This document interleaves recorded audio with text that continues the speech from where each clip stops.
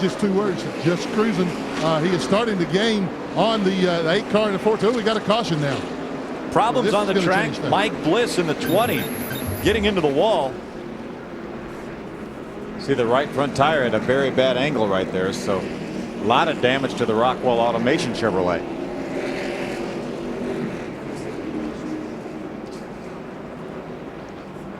Just over 50 laps to go right here, so all these cars will be making pit stops. You see the window net down on Mike Bliss's car. That's his signal that he's okay. Just wants to wait till the traffic clears a little bit before he gets out of the car. Another car that has stopped on the track, the 43 of Aaron Fike, stopped coming out of turn 2. But as you mentioned, Mike Bliss letting the officials here know he's okay as he climbs out of that Rockwell Automation number 20, or tries to climb out. As I'd mentioned, the 43 of Aaron Fike stopping in turn number 2. Not sure what problems he is having.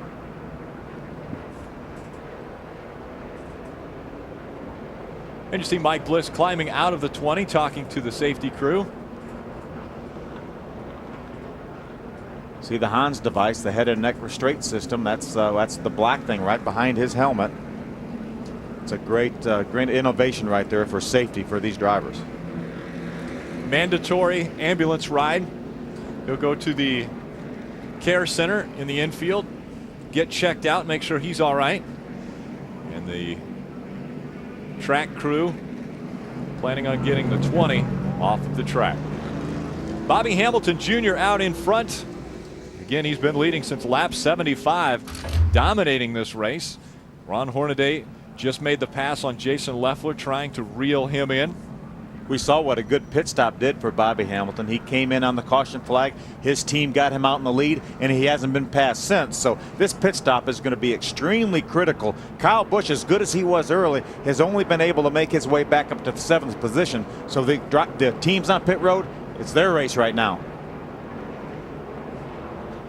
Behind the pace car, Bobby Hamilton Jr. went by the opening to pit road. It was closed. It's closed first time by when the caution comes out. Yeah, the 43 car of Aaron Fike is still on pit road, so on the access road prior to pit road. So I think they will probably, there he is right there, they will probably leave pit road closed until his car has been able to move out of the way, so these guys will have an unobstructed way into the pits. On the track, they will run 40 miles an hour. Pit road speed is 35 miles an hour. And we saw how important pit road speed is last night for or actually the night before last during the qualifying for the All-Star race. Yeah, they had a little bit different, a little unique format for qualifying. They were allowed to run 3 laps on the racetrack, and in between those 3 laps, they had to have a 4-tire change pit stop. But they had to beat a pit road speed by the time they got to pit road. They could exit as fast as they wanted to, but there were about 8 drivers that were penalized for speeding on pit road getting to their pits.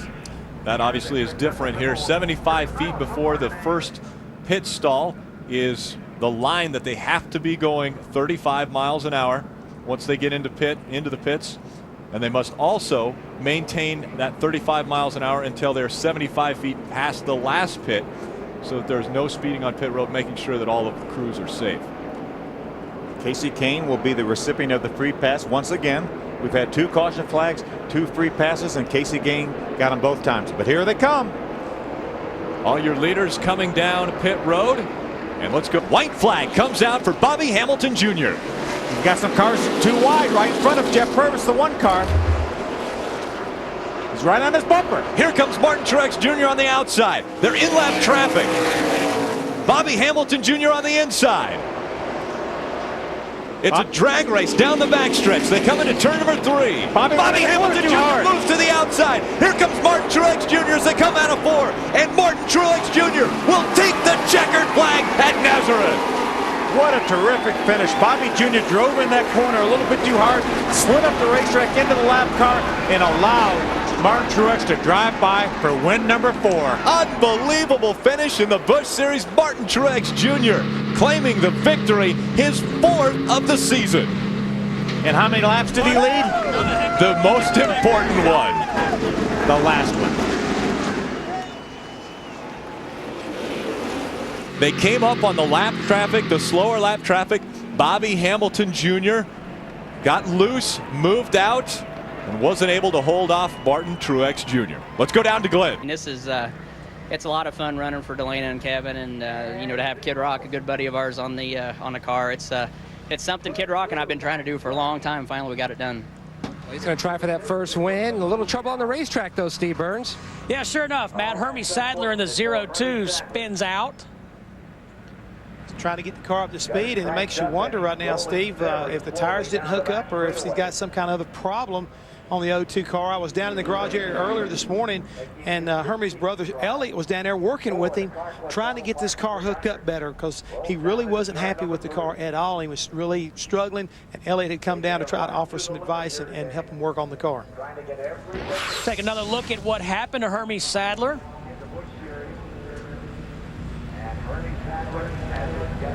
It looks like, Jeff, that back end started to come around, and he had it pointed towards the inside retaining wall. It looked like the back end started to get a little bit loose, and when he turned into it just a little bit, or he was trying to turn, all of a sudden he clipped the apron at the same time, and it really unloaded the car real quickly, right? You see it start to come around, and finally he's able to drive it down on the apron, which he really did a good job keeping it off the wall. Unfortunately, he didn't take the green, so depending upon what NASCAR is going to allow him to do, but I believe he'll come back here and put 4 tires on it and go again if he can get it done within a 5-minute window. Hear the engine rev up. You hear the RPMs pick up. Hermie's going to go to the start of the grid. NASCAR officials will consult with him to ask him what he wants to do. Meanwhile, we'll take a break and come back with more NASCAR Busch Series qualifying on a Memorial Day weekend. Fine so far. And we are under caution during qualifying, so to speak, because Kevin LePage has just hit the wall hard in between turns 3 and 4, attempting to start his 189th NASCAR Busch Series race. Let's take a look at what happened, Jeff.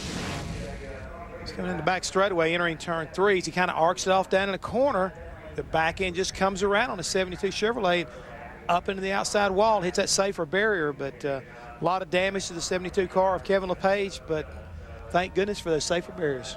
He'll start 22nd in the 600 on Sunday. Again, take a look. You see his hands cut the wheel down. Steve, we keep talking about how temperamental Charlotte can be, and this is one of the characteristics. It's so greasy, the track gets real warm, and all of a sudden you just don't have the grip that you were expecting. And when you're carrying that kind of speed, it'll get away from you in a heartbeat. Here we are in real time, Jeff. Steve, that pretty much tells the tale. I mean, that was a hard lick.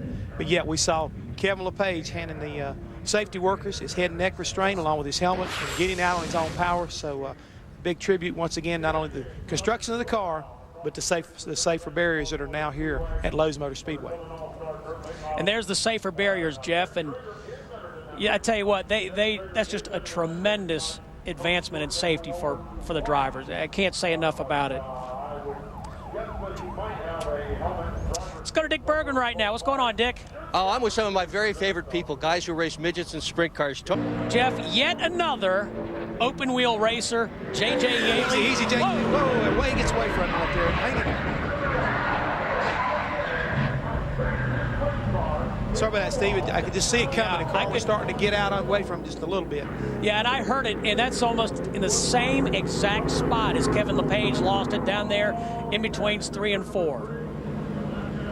You see crew members right now running toward the garage area to meet JJ, and he's again one of those young drivers that's going through that learning curve, and unfortunately part of that learning curve has to come through Charlotte and turn 3 and 4. The 2003 USAC Triple Crown winner. Only the second time that's been accomplished. I believe the first time was by Tony Stewart. Joe Gibbs' number 18 is pretty heavy damage on it, and he'll have to as he gets down in the corner again, the car just kind of gets away from him. Identical to Kevin LePage. Identical. Hits it almost the same exact spot, and again, thank goodness for the safer barriers. Dissipating that energy as Yaley backs his Chevrolet into the wall. I know it's kind of hard to see from these angles, but several drivers have talked about Charlotte is not the smoothest racetrack on the circuit either, and over in 3 and 4 there are some bumps there that help to create some of the problems that drivers face whenever the car gets away from them like it's doing today. All right, Jeff, let's look at it in real time, and you'll get an idea just how quick this car snaps.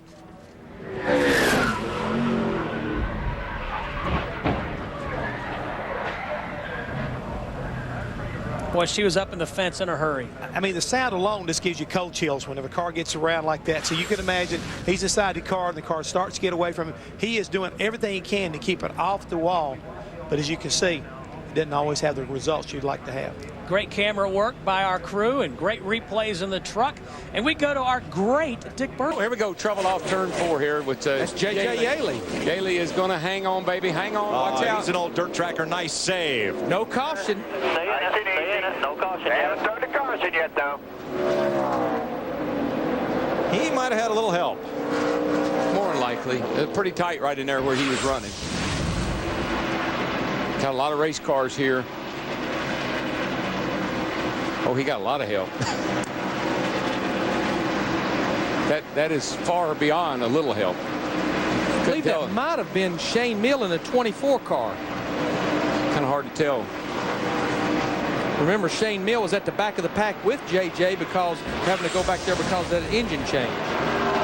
Well, apparently no damage on the number 51, so Yaley's able to continue, but he's going to be a little more than half a lap behind the race leaders. Collision, and one ended up in the fence. Billy Parker in the Duraflame 66 of Rusty Wallace. He and another car went into turn 1 side by side, and it was Parker that paid the price. Yeah, and that was a nasty lick. I mean, he got hooked and straight up into the wall. Good thing about it, Come on in. Stay zone in. do have the safer barriers here now. And I tell you, that's a blessing for a catfish here, because that was a hard lick head on.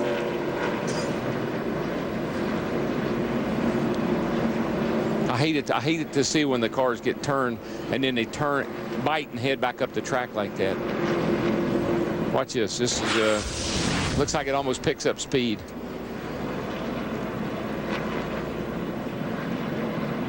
Bam. Oh. Darrell, that thing just made a dead turn to the right. Something happened to it, baby. That wasn't even like a tire going down right there. It's like something just completely broke. From Jason Keller, there's the contact. Okay. Wow. We didn't see that part on the first replay. But I'm not sure, Darrell, was he loose before the contact and lost it, and that car just happened to be there, or did the two collide? When I saw the car take off, it looked like he was all by himself. He may have run up on that car.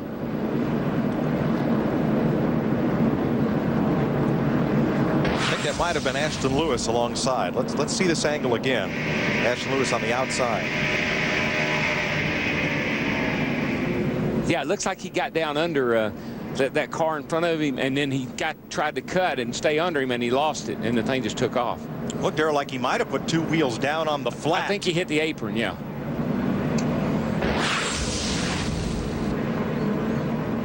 Billy Parker is okay. He's climbed out of the car, walked into the ambulance for the mandatory trip to the care center, and we are under caution at lap 15. Spinning in front of traffic, Tim Fedewa. Everybody gets through. Second caution of the day. Blew out. Sound like he said it maybe blew up. He was one of the out. Can't see anything right now, guys. As soon as he gets rolling out.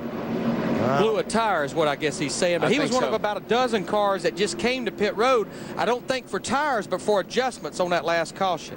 Let me ask Dale Jarrett, who's with us in the Hollywood Hotel. Dale, is Greg Biffle a marked man? Well, it may look like that right now, but, you know, these guys, Kevin Harvick is really good on the restarts, and you get a really good run through 1 and 2. If you can be in the gas more than the other guy, you're just going to run up on it. But, you know, Greg's a competitor. He's not going to let these guys beat him around. He's going to probably try to get a better jump this time and stay out in front of them. Yeah, Harvick got a great restart. And I think the problem with the Kyle Busch is that his tires had a lot of buildup on him. He went in the first turn, and the car took off up the hill, and I think it took him by surprise. Whoa, man, that thing went around in a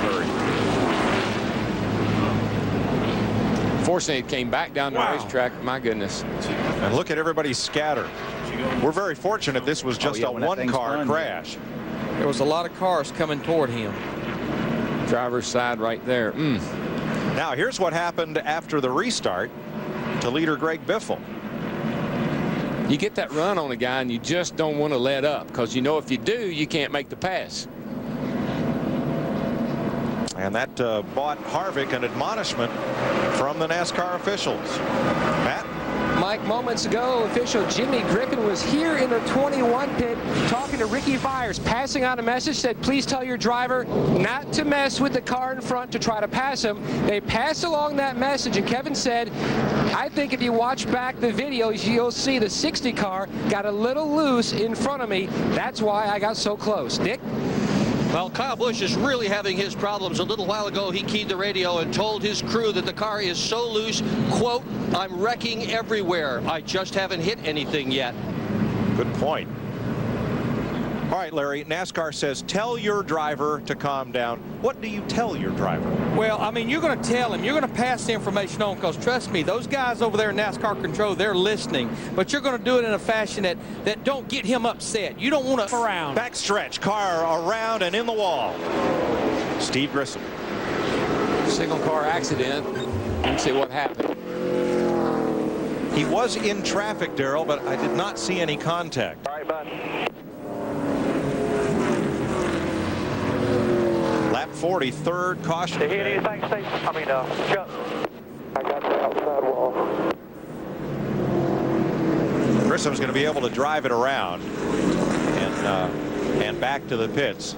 Car gets to coming up the hill off of 2 there. You're trying to stay in the gas, and you just run into something. You just run out of track. A lot of trouble for the former champ here from Gadsden, Alabama. Darrell, let's have a look at it. Yeah, he's just coming off of turn 2 there, like a lot like what we saw Kevin Harvick doing, but he's down underneath the car there beside of him, Menard, and you just run out of racetrack. You keep pinching it down, the front end bites, and then it hooks like you see right there. Now, man, that's glad to see these quick cautions like this is Kevin Harvick, because this will continue to let him catch back up with the leaders. You just cannot catch the car when it comes around. You're in the throttle. When the back end comes around like that, it's just almost, you just can't save it. Third caution of the day comes out of lap 40. Grissom has made it back around to pit road. You're watching NASCAR on FX.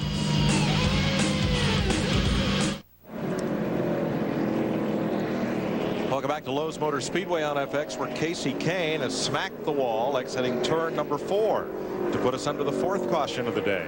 He was having a problem. You heard him talk about earlier. The car was bottoming out and doing weird things. I think that's what happened to him. But DW, that's the caution Tony Stewart, I think, was looking for, because he was about 5 seconds from being lapped, as well as Kenny Wallace in the 23 car. I got to believe that the crew was telling Tony, hey, that shock may not be exactly like what you had. Let's get a caution. We'll work on it a little bit, and you'll be fine. Didn't see a lot of damage to Kane's car. Quite a bit, Mike. He rode the wall pretty hard off of turn 4 there, and the right side's caved in pretty good. So he just gets up there, and the back end comes around, and it slaps it hard right there. He got loose, almost corrected it, then it jumped back towards the wall. About where you'd expect it to maybe bottom out. I think it probably hit the ground and shot up the track. It's a little bit more than a pancake, but he might. A little bit, so turn 4. Some handling problem. Trouble in 4. Mike Wallace has wrecked in the 4th corner, and everybody slows down to miss him. Yeah, he and the 39 car of Andy Ponstein got together and turned Mike around. So just past halfway, we have the 5th caution flag of the day for Mike Wallace. Sorry, let's go back downstairs. All right, so our 5th caution here on lap 104. Yeah, Mike Wallace's car beat up. Mike Wallace's car right there. But Dale, we talk about turn 4. A lot of times when you get together with one of your competitors, that can be what you almost calamity quarter here at Charlotte. Yeah, it's really tough. It's really bumpy, obviously very slick, and it doesn't take much to lose. I did the same thing the other night by myself, racing Tony Stewart spun out there. I was fortunate I didn't hit anything, but yeah, you can see somebody just probably hit one of the bumps there, had a little bad angle getting into the corner, ran over one of the bumps, and your car goes up the track, and unfortunately Mike Wallace was there. Now what speed is that, about 160? Yeah, you're still going at least 160 miles an hour through the corners, so extremely fast, and it happens in a hurry. If you notice right there, Andy Ponstein hit that patch that Darrell Waltrip and you both have talked about so many times right there in the middle of turn 4. Sent him up the track. He kind of clipped Mike Wallace, spun Mike around up in the safer barrier, back across the track. And Mike was really lucky his car hasn't got more damage than what it does. We'll continue here with Kyle Busch, your leader, under caution. We've gone 103 laps here at Lowe's Motor Speedway. He's been flirting with that wall all day long. He's been right up there against it. He finally got it. You know what, guys? I think that caution will be a huge break for Tony Raines. I think he'll get the pardon. He'll be back on the lead lap. Not sure if it'll be Raines or Mike Bliss. Down the apron, guys. But one of the two. One of the two will be the free pass. We'll get a break. Oh, the rear end's moved all over in Shane Meals' car. He hit it hard. Whichever one of those guys it is over there, it's a big advantage for them now because they've got another set of tires to put on under caution. Let's show you what happened here to Shane Meal. Been watching him, and he's been way up in the top of the track, and he just got up too far that time.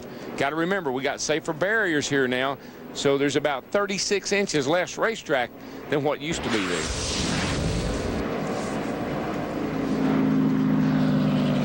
Now they just had that car in the pits a few laps ago. Yeah, they were hanging through. Yeah, you see him hanging in the right side window here. Looks like they're working on him.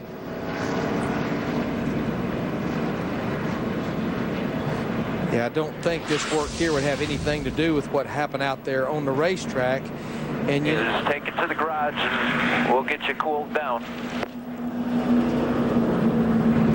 sounds like he may have been fighting heat fatigue. It sounds to me like he was too, Larry, because that's the only. That looked like they were in the car working on him when they were stuck through the right side window. Mike Bliss will get the free pass, so that will overcome that tire that he cut down on the restart.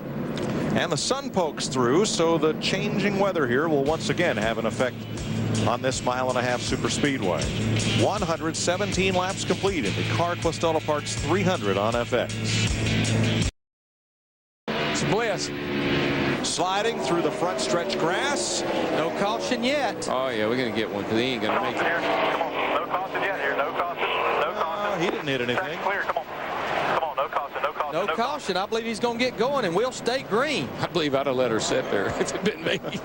Yeah, because he's probably going to go a second lap down. He's just getting going. Kyle Busch, the leader, goes by the start-finish line. There you see the difference. Remember, he's back on the lead lap. Yeah, he got the free so he pass. would go one down lap. Yes. When Kyle Busch gets to him. Here's what happened to the 20. He gets together here with somebody.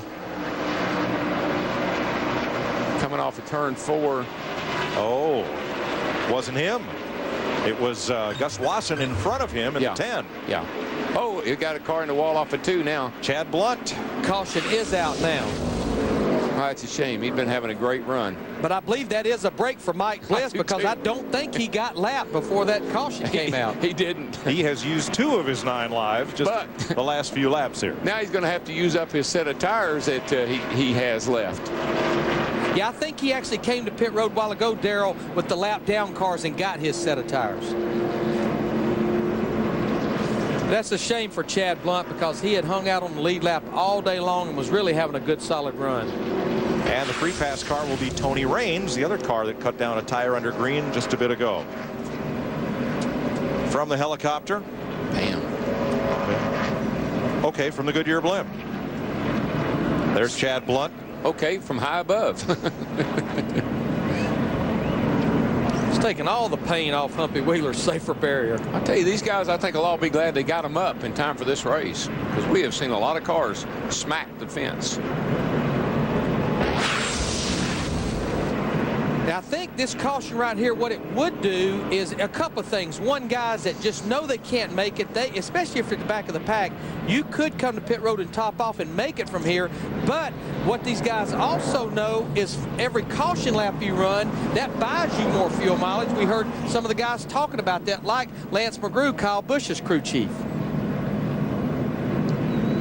Boy, this is when it's so tough. When you know you'd like to come to pit road, but you can't give up that track position.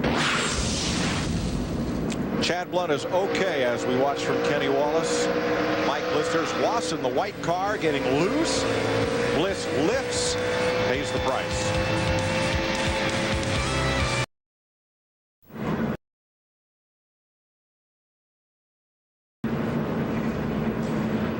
the good news is Joe Nemechek got the caution he needed to get fuel. The bad news is he causes it. Yeah, he was just running really low in the 3 and 4 there, and I guess he pinched it down a little bit too much. When I saw him, he was on the apron. I said, man, he's coming in the pits. And he almost did, but he wasn't doing it intentionally. He had about a 2.5 lead over second place Kyle Busch. And he was leading the race as that car came from the grass back out toward the racetrack and swings around this way. The caution comes out, fearing that car might end up in the path of oncoming race cars. Well, we've seen that happen a couple of times today. And guys, with 21 cars on the lead lap, I think those guys that were very marginal with fuel, I think you'll definitely see them stay out now because these cautions buy you more fuel. And they don't have any tires, so unless the driver was just really upset about something, like being real hot or thirsty. Oh, we got trouble. Ashton Lewis got into Lewis. Rain. You're on, keep it. Get on brakes, Pat. Get on brakes. No caution yet. No caution. He was in the top 10. He was in ninth. Caution is out. Now, just keep it coming. Now we're past the red flag lap. The red flag lap was 196. We're 2 to go. Remember, the field is frozen right here. Kyle Busch is the luckiest guy in town because not only did he have a decent lead, now he can just put that thing in 4th gear, idle it around for a lap and a half, and go to victory lane. He wants to make sure if he's close on fuel, he don't get that car up on the banking, because when you're on the banking under caution, the fuel will run away from the pickup. If I was him, I'd ride around the apron. Weave it to the left a couple times to make sure we get that pickup good and full. He's worried, I tell you that. It ain't over till it's over. You got to get back around here.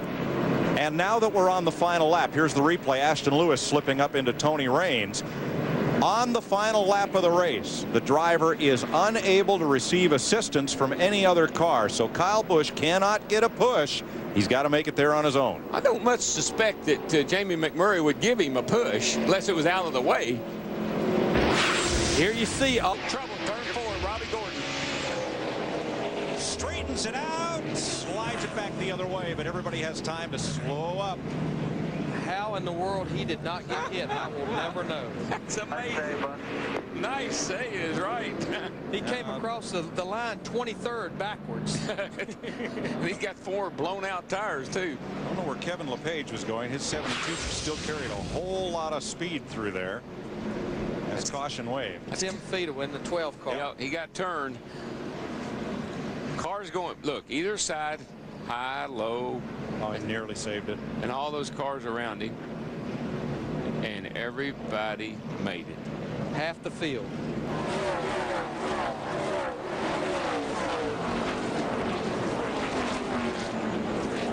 Billy Parker, that 66 car, he didn't know which way to go. He did a good job because he just kind of waited to see where Robbie's going to end up and finally got by. Watch this. Where is he? Where is he? Where is he? Ooh, there he is. From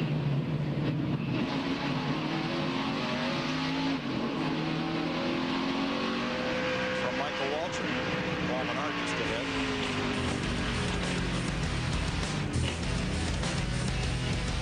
And we're under caution for the first time today.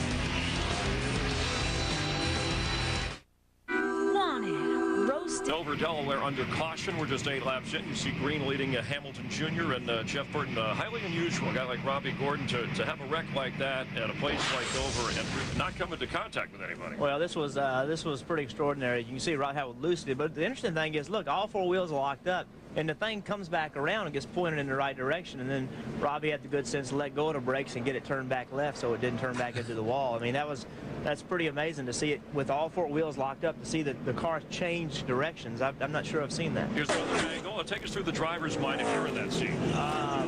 Right now he's thinking, whoo, I'm lucky. I mean, that's pretty much, I mean, you know, at Dover, when you're that far out of shape, you're putting a rear clip on the car, and then somebody runs to the side of it, and you get able to put a left frame rail in the car, and then a front snout. Normally that kills a car. And poor old Billy Parker out there after crashing in Charlotte City thinking, oh, no, not again. Like I said, that's what Rusty Wallace was saying. Oh, no, not again. I got to write another check. It brought some people into the pits. Let's rejoin Larry, Darrell, and Mike. Yeah, Jason Keller was one of those who came in for a big adjustment on the right front of his car. Yeah, it looked like, Larry, you think they put a spring rubber? Looks like they put it. He must have been. You mean NASCAR didn't charge? Right. He spent about $2 grand. Oh yeah. Oh boy, Hornaday's gone and into the wall in turn 2. Oh, here's some more cars getting into it. Yep, they couldn't get slowed down soon enough. Here's Carol. more cars. Look like Shane. More cars. Gosh. Billy Parker, the 66. You don't get a second chance here. What part of stop racing when the yellow comes out isn't I mean, the field's frozen. And the cars are all back in here running over each other. Shane Mill, the 24 car, he was having a decent run. Ashton Lewis got severe damage. Hornaday, who started all this, I'm not sure what happened. He was the first cat we saw go around. I mean, gosh, Darrell, Hornaday wrecked a week ago before these fellas got to the scene. See Billy Parker, the 66 car. This is about the 3rd race in a row where they've been involved in an accident, I think, before lap 25. Now, this wreck may have begun back with contact back up in turn 4. Back up here a little bit and see. Here's the 60, Biffle, behind Ron Hornaday in the 2. Biffle gets a run on him off the corner. No problem there, I don't think. Biffle's got a nose. This is where it's real yikes. That guy on the outside, I mean, you got to know there's somebody got that nose under you. At this racetrack, you're going to go to the bottom. And now look how long it takes for all this to unfold. Well, watch Billy Parker. I don't know where he was going. I know where he's going now, but I don't know where he was going then. Darrell, if Biffle indeed had that nose right there, as fast as you're running here, that's a big part of the spotter's obligation up on top of the roof to tell you, looking inside. Yeah, well, there's a difference between looking and he's there. And if he's looking, that's okay, but you go in the corner so fast here, if a guy's even remotely got a run on you, you got to tell him he's there. David Stremmy's view. Now that's Billy Parker just ahead. Oh, excuse me, that's Tony Raines just ahead. Stremme gets through. But let me ask Jeff Burton, did the aftermath of this accident have to happen? Well, I mean, it's a whole lot easier sitting right here talking about it. You see Billy Parker's really got it checked up right there. He's actually dragging a left front brake. I think that he saw the car coming down, was probably on the brake harder than he really needed to be, and then the car wouldn't turn. But you could see he wasn't just driving into the wreck. You'd end up leaving a mark with the left front tire locked up. But, you know, Jeff, with the field being frozen now, the minute that caution light comes, the second it comes on, you can just about afford to stop. Yeah, well, you see that's what Ashton Lewis did, and then Casey Kane got into him. So, you know, you can't just stop, because if you do, you get run over from behind. You still have to. You can see Casey Kane. That's exactly what happened there. Ashton Lewis slowed down, and Casey Kane got into him, because that's exactly what he was doing. He was trying to get slowed down, and then it turned in. And then this part of it, you know, that didn't need to happen. Darrell, is it harder to get stopped on this concrete? We saw Mark Martin, Jeff Burton's teammate a couple of years ago, couldn't get stopped coming off turn 2 when Steve Park had spun out. Because of all the debris that gets up in the top of the racetrack, you know, there's no outside groove. Hot tires, you pick that up on your tires, and then you start trying to stop, and you don't have enough grip to get her wound up. Second caution of the day. The caution lights here at Dover positioned on the outside of turn number 1 while the drivers are looking down into the corner. And maybe it just took some folks a while to realize the caution was out. We're under the second caution of the day. Ron Hornaday multi-car crash.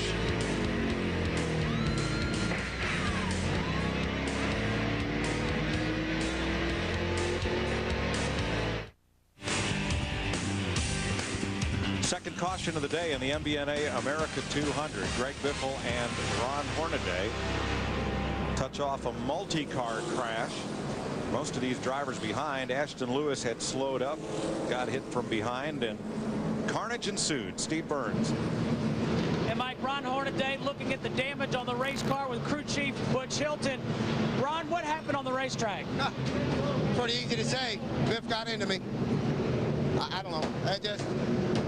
Just by my time I was right up track coming down there, and he got a run, I guess. I didn't see him, and start finish line, he was still behind my rear bumper, so he just made a shot going inside and going into into one. But the bad part about it, he said he ain't going to take no stuff off anybody beginning of the race. So I'm the circumstances starting in front of him. Ron, can you get the race car back on the track? Oh, yeah. Yeah, I mean, I don't think it hurts suspension bad, just been a ball joint. A lot of cosmetics. With best car we ever had, AC Delco Chevrolet.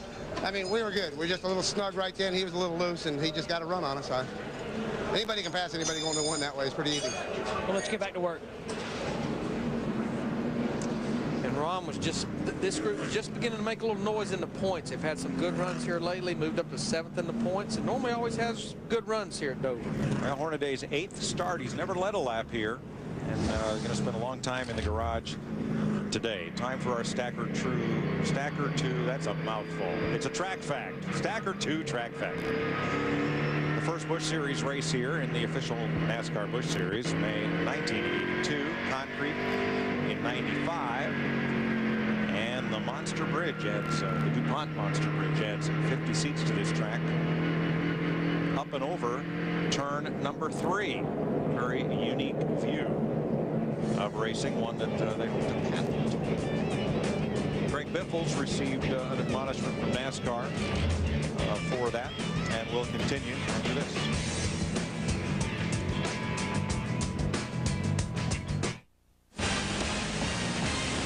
Second caution of the day at Dover International Speedway, extended by Mother Nature, as raindrops keep falling on the cars and on the concrete. So I believe they're going to fire up the jet dryers here, try to keep some heat in the racetrack, keep this going. Let's find out what happened to Billy Parker in this lap 15 yellow. Steve? And we just caught up with Billy. Mike, Billy, what happened on the racetrack to put you back here in the garage? Well, I don't know. We took off there and a little tight from center off. I couldn't wait to get in the pits with his Duraflame Dodge and just tune in a little bit. We had a pretty decent race car, and I was excited about it. We made ground from where we started this weekend, and Robbie Gordon got spun on the front stretch. We missed it, and the next caution, I don't know what happened. It was too far up for me to see. I was coming through there, and they were sliding down. One car was up at the high, and one car was in the middle. And I didn't know where to go. I was looking in my rearview mirror, making sure I didn't get run over. I just didn't pick a good enough hole and run into, I think, the 46 car. But we just got bad luck here lately. We're going to get through it. Got a great team, got a great sponsor. Love driving for Rusty. It could be raining $100 bills, and I'd get knocked out by a silver dollar. You know, we just got bad luck, so we're gonna get through it. All right, thanks, Billy. Thanks. Let's go to Matt. And Steve talking to Booty Barker, crew chief for Jason Leffler. Jason says the raindrops have ceased. That's the good news. And also his car isn't bottoming out anymore like it was earlier in the race. It was making the car free. So he's pretty happy with his race car. Robbie Gordon pitting right behind him, and he's got a clear shot down pit road. Dick. And Bobby Hamilton just messed up big time. The leader has lost the right rear tire. He did not park the car properly in the pit. The red mark was apparently too far back. Now Hamilton is trying to back up through traffic as cars are leaving. And a disastrous pit stop for the leader just then. Yeah, I mean, not only are they going to have a tough time, he's back in his pit box, and they're jacking it up. They may very well get the tire on, but look at all the damage right there on this quarter panel, and possibly damage the brake rotor, possibly some mechanical damage as well. Huge mistake by that team on pit road. They had the best car on Saturday, but a lot changes in 48 hours. He's going to get off pit road before the field comes around. There you see his right rear tire that ran off, but the question would be how much damage is to that car. So he's going to go, we know, at least from first to about 37th on that mistake. Pit stops continue. Hermie Sadler coming in. Ashton Lewis was in for some repair. Gus Lawson in the 10th coming back in. Robert Presley has assumed the lead of this race in the Clorox 27.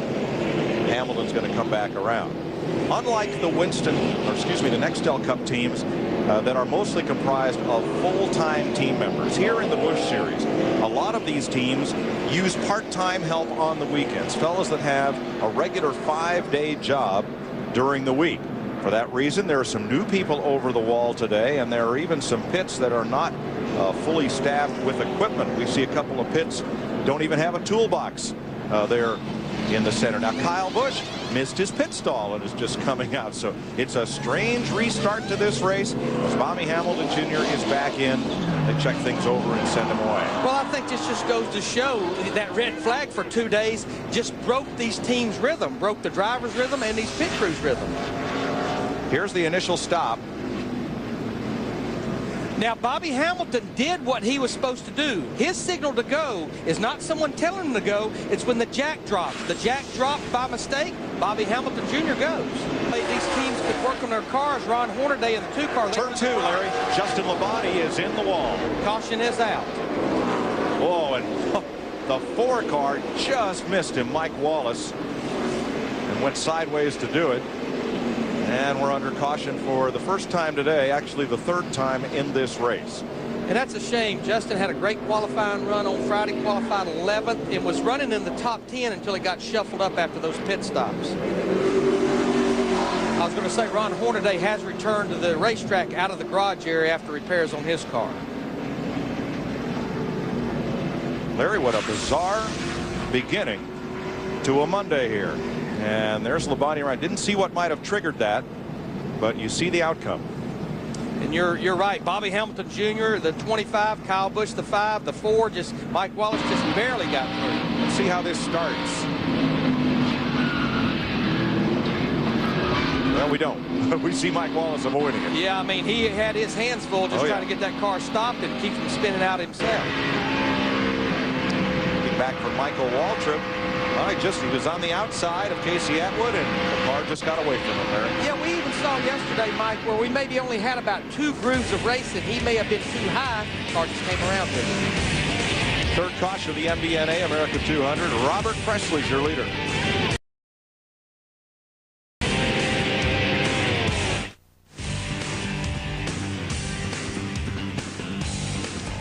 The MBNA America 200 has 38 laps now complete. We have the 3rd caution of the race, the first today. You're looking for Kenny Wallace's onboard. And during the 48-hour red flag, they wouldn't allow us to fix our onboard camera on Kenny's car either. We're going to look back from Michael Waltrip's camera. Here is Justin Labonte, and watch what happens as he's outside Casey Atwood coming down the front straightaway.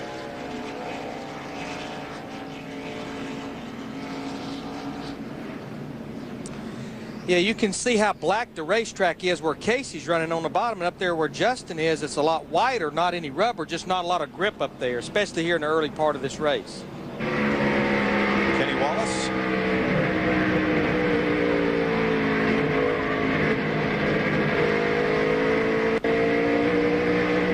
You always consider yourself lucky when that happens, because things happen so fast at this racetrack. Not a lot of damage to Justin's car, but we're going to want to have a look at that. It might be difficult to refuel that car, Larry. Yeah, and he's back out there. He did lose a lap, so he's in 36th position. We have 35 cars on lead lap. Gus Wasson got the part back on the lead lap. Dick Bergman? I think it's going to be more than difficult to refuel Justin Labonte's car. It's impossible to refuel Justin Labonte's car. The sheet metal has essentially closed off the area where they put fuel in it. He did lose that lap, as you mentioned. The spoiler's flopping around back there. Labonte has really got his problems, but so has Kyle Busch, who cannot hear the crew. He's having trouble with his radio. They are going back to the old school of communication with a hand on top of the door, tight, hand on the A-pole. David Green in the 37 car tried to make a run to the inside going into turn 3, but that was give and take right there by David Green. He let Martin get back to the bottom of the racetrack in the 8 car. Whoa, around goes Sauter, and he gets collected by Stremme. And I believe Moore's going to get involved. Oh, yeah, Nemechek. Mike Wallace. Andy Ponstein. Kyle Busch almost heavily involved, but he gets 2, I think. Is that a full moon this weekend? I believe it's been ever since we've been here on Thursday. Oh, but no, it was a full moon in Charlotte. I have never seen a weekend like this. Since this caution flies at lap 41, NASCAR has canceled the competition yellow they were going to throw at lap 45 to allow the teams to check their tires and all. There's David Stremme. There's Joe Nemechek. This started with Johnny Sauter getting spun around, and I believe it was off the front bumper of Stremme. We'll have to wait and have a look at replays. Johnny Sauter, of course, starting on the outside of the front row.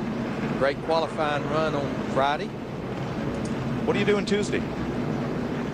Well, you know, I don't know how long it's going to take to get these 200 laps in. I hope I'm back home in Mooresville. So do I. I'm about to put a mailbox up there. Let's see what happened here. Well, it might have been Kevin Harvick in the 21 car, and Stremme just a victim. Finished the job. And this is what was scary because, again, the straightaway here has 9 degrees of banking. He's going down the hill. And then there you see Andy Ponstein, Mike Wallace, and Ron Hornaday, who just went back out on the racetrack, just all but stop it. And there comes Kyle Busch in the 5 car.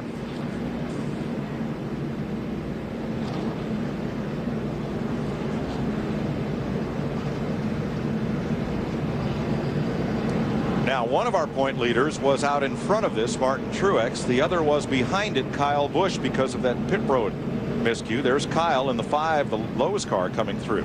Let's ride with Mike Wallace. And remember, he just got through that last caution with Justin Labonte up in 1 and 2, but he didn't get through this one. Slowed down to miss the wreck and became part of it. J.J. Yaley, MDNA on board. Going to the high side. He just ran out of racetrack up there. And then ran into Nemechek. And David Stremme.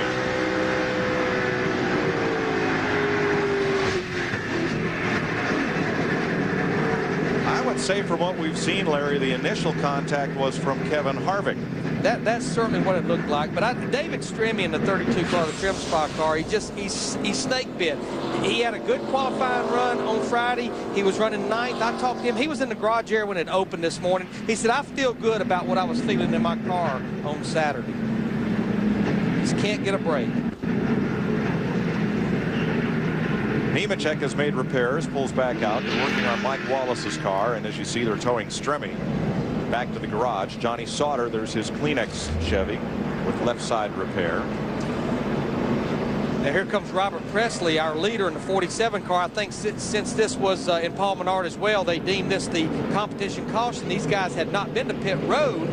Mike Bliss as well comes, but Jamie McMurray in the 1 car elects to stay out, so he takes the lead in the race. But this should be a routine stop for Robert Presley.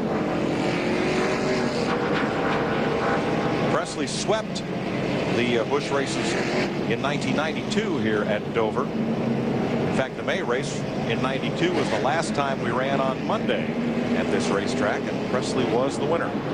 It looked like Bobby Hamilton Jr., Kyle Busch, a lot of cars, Casey Kane, a lot of cars that were still at the rear of the field come back in for another pit stop. Dick Burke.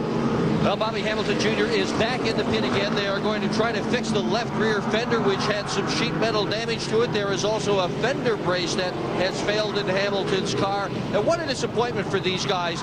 This morning, everybody in the garage figured that they were the rabbit. They had the fastest car, best car in this place. They were the ones to beat, and it all went away on that very first pit stop. And now it's gotten worse. But, Dick, think about what happened to Elliott Sadler yesterday. He got in a wreck and got himself 9 laps down, and everybody figured that Elliott was long out of it. And lo and behold, with everything else that happened, he ended up with a decent finish. So, can't say the same for Andy Ponstein. That's an awful lot of damage on his Yahoo car, which has a short crew today. I'm not sure about Jason Leffler, Mike, in the 00 car, because he pitted a while ago, but now he's back on pit road 1 lap after pit road is open. Steve Burns. And Larry, back there's damage to the front end of that Chevrolet for Monte Carlo. The screen has been pushed in that covers the opening to the nose. Jason is concerned about the temperatures going up, the water temperatures. He said it was up to 255. So Booty Barker wants to make sure that it's not impeding the airflow, which would run to the radiator and make this engine run hot. Yeah, I mean, now would be the time to fix that. I know they hated to give up that top 5 running position, but now would be the time as you see all the damage there to the radiator open. Jamie McMurray assumes the lead, and Martin Truex Jr., who has won 2 of the last 4 Busch Series races and capitalized on that restart. There are the cars involved in the wreck, and we'll add Jason Leffler to that list as we're under caution for the 4th time in this race, 2nd time today.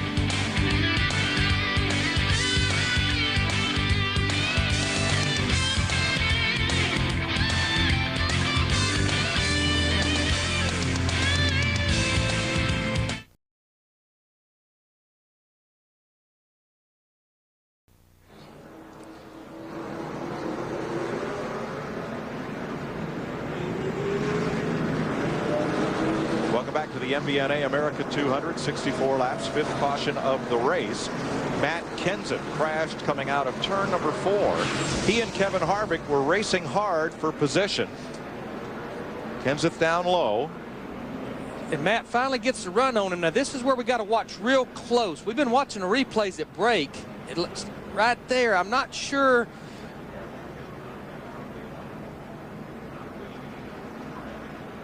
I think he just got him loose. He just got him loose right there at one of the worst parts of the racetrack, and Matt just could not get it straightened up. I'm glad we looked at that replay close. Kenseth trying to stay down. Harvick trying to cross under behind Matt Kenseth, and when that car moves across the back, it takes the air off the front car spoiler. We are seeing some damage there on the front of Kevin Harvick's car. We don't know if it came from then. Did it come from then, or did it come from when Harvick and Johnny Sauter got together? We're seeing some of these cars come back to pit road under this caution for 4 tires. Stacy Compton, Paul Menard, Casey Kane, Jason Leffler's back in. Let's look at the earlier one, Larry, and see if this is where the damage came from.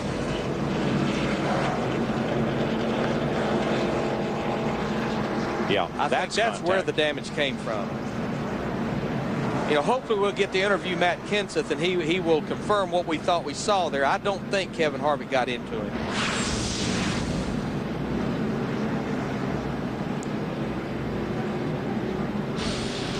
Fifth yellow flag of this race at lap 63. Martin Truex Jr. is our leader. Jamie McMurray, David Green, Robbie Gordon, and Greg Biffle as Matt Kenseth has crashed out of the MBNA 200. Into this race, they're still pretty impressed with that one car. Oh, Hornaday keeps it down. I believe he's going to get going, so we stay green. We don't see a caution, no yellow.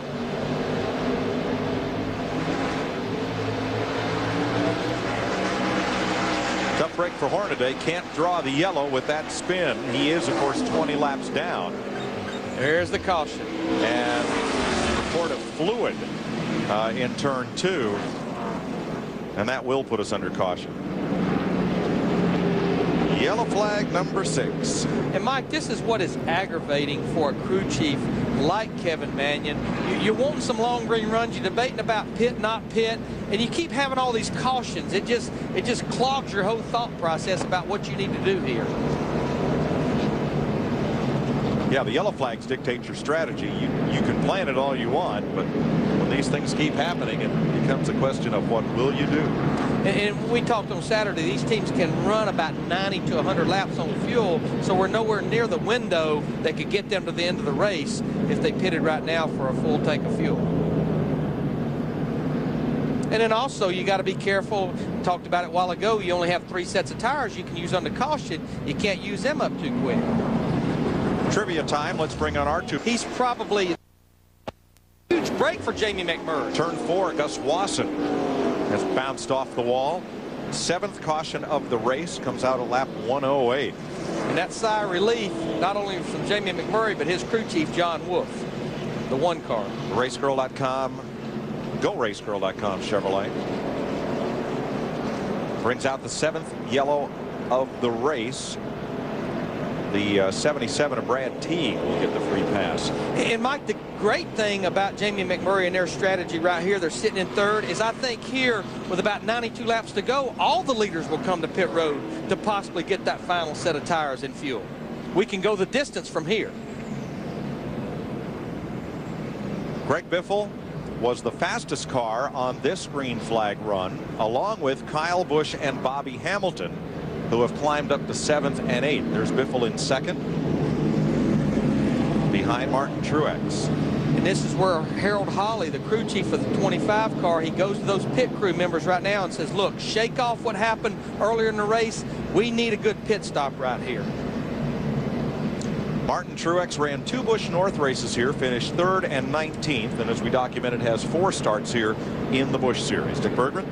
And he is preparing to come in and make a pit stop, Mike. The biggest problem he is experiencing with his car is that, well, same thing happened to Dale Earnhardt, his team owner, yesterday. The car is bouncing around on the racetrack, and they're not exactly sure what they're going to do to try to fix that. Other than that, the chassis seems to be just fine. And as we saw yesterday, I think you've got to be very careful about taking air out of these tires. It's like this tire construction does not. We've seen thus far. Yeah, this was the start of the race. That right there, you see the circle highlight there. That's Tim Fedua. Unfortunate right at the start. He doesn't get hit by anyone, so luck was on his side right there. Everyone goes around him, and he's still on the lead lap. Then Tony Raines, hard and walking that turn number 4. He wasn't as lucky. His day was over behind the wall. Jason Leffler, the double O, dominating 55 laps. He's led so far of the 95, taking the lead from Martin Truex Jr., the pole sitter. And then Michael Waltrip, who won here in April. Trouble in Neil Hanalina's car. Here aboard David Stremme's car. Listen, blows a right front tire. Can't control the car, tears up the fender, gets into the wall, and then shortly after that, Bobby Hamilton Jr. has to come in for a loose wheel. And right before the red flag, Martin Truex had Reed car. Ooh, David Stremme again. in hard contact with the wall. Front and back damage. In-car camera view of David Stremme's car. It just hit the wall. A lot of smoke inside that race car. Tire smoke right now.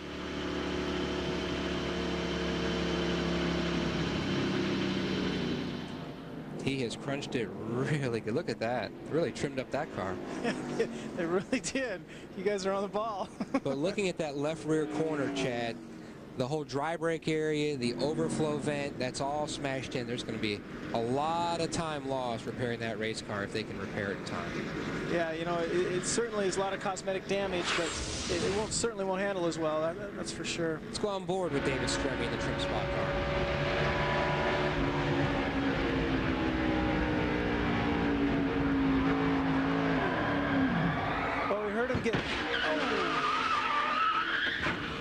Great sound effects. We heard him get back into the throttle, and then the back end swapped. Some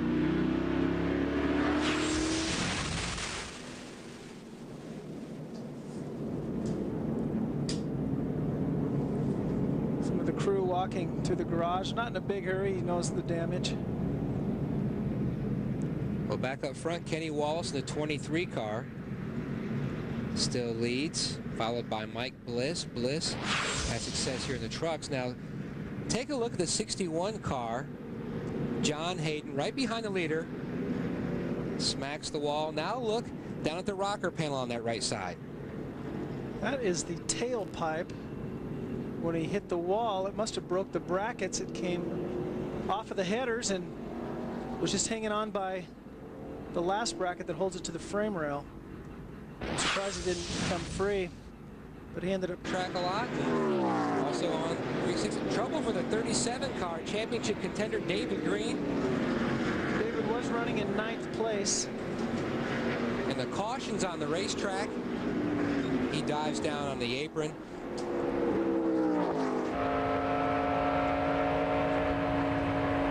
It looks like David Green did blow a motor. And Hermie Sadler caught up in the oil on the racetrack.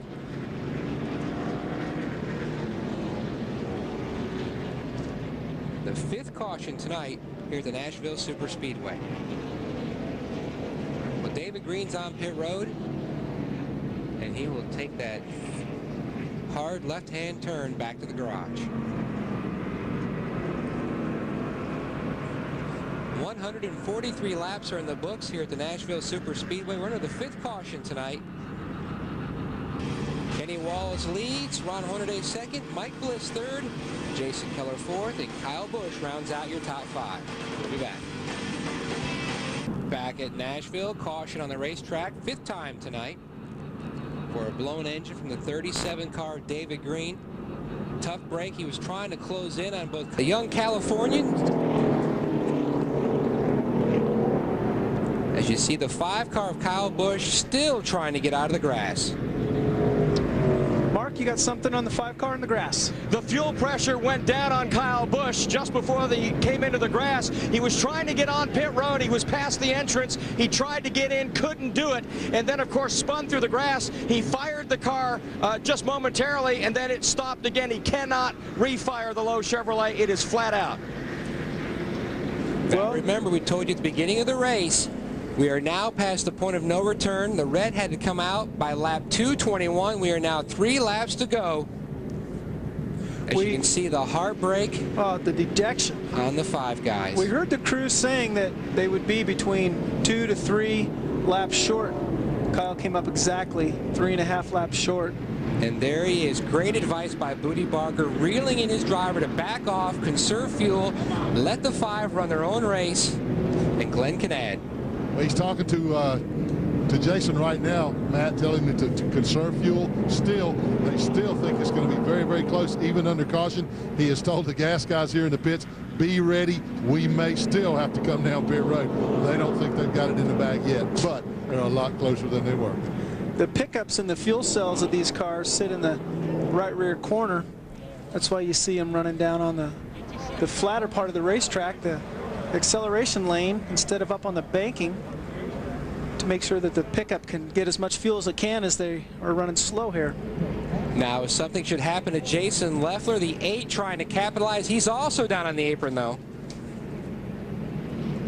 The 8, Martin Truex, the same exact boat as leader Jason Leffler. Close on fuel. Meanwhile, in 3rd is Clint Boyer.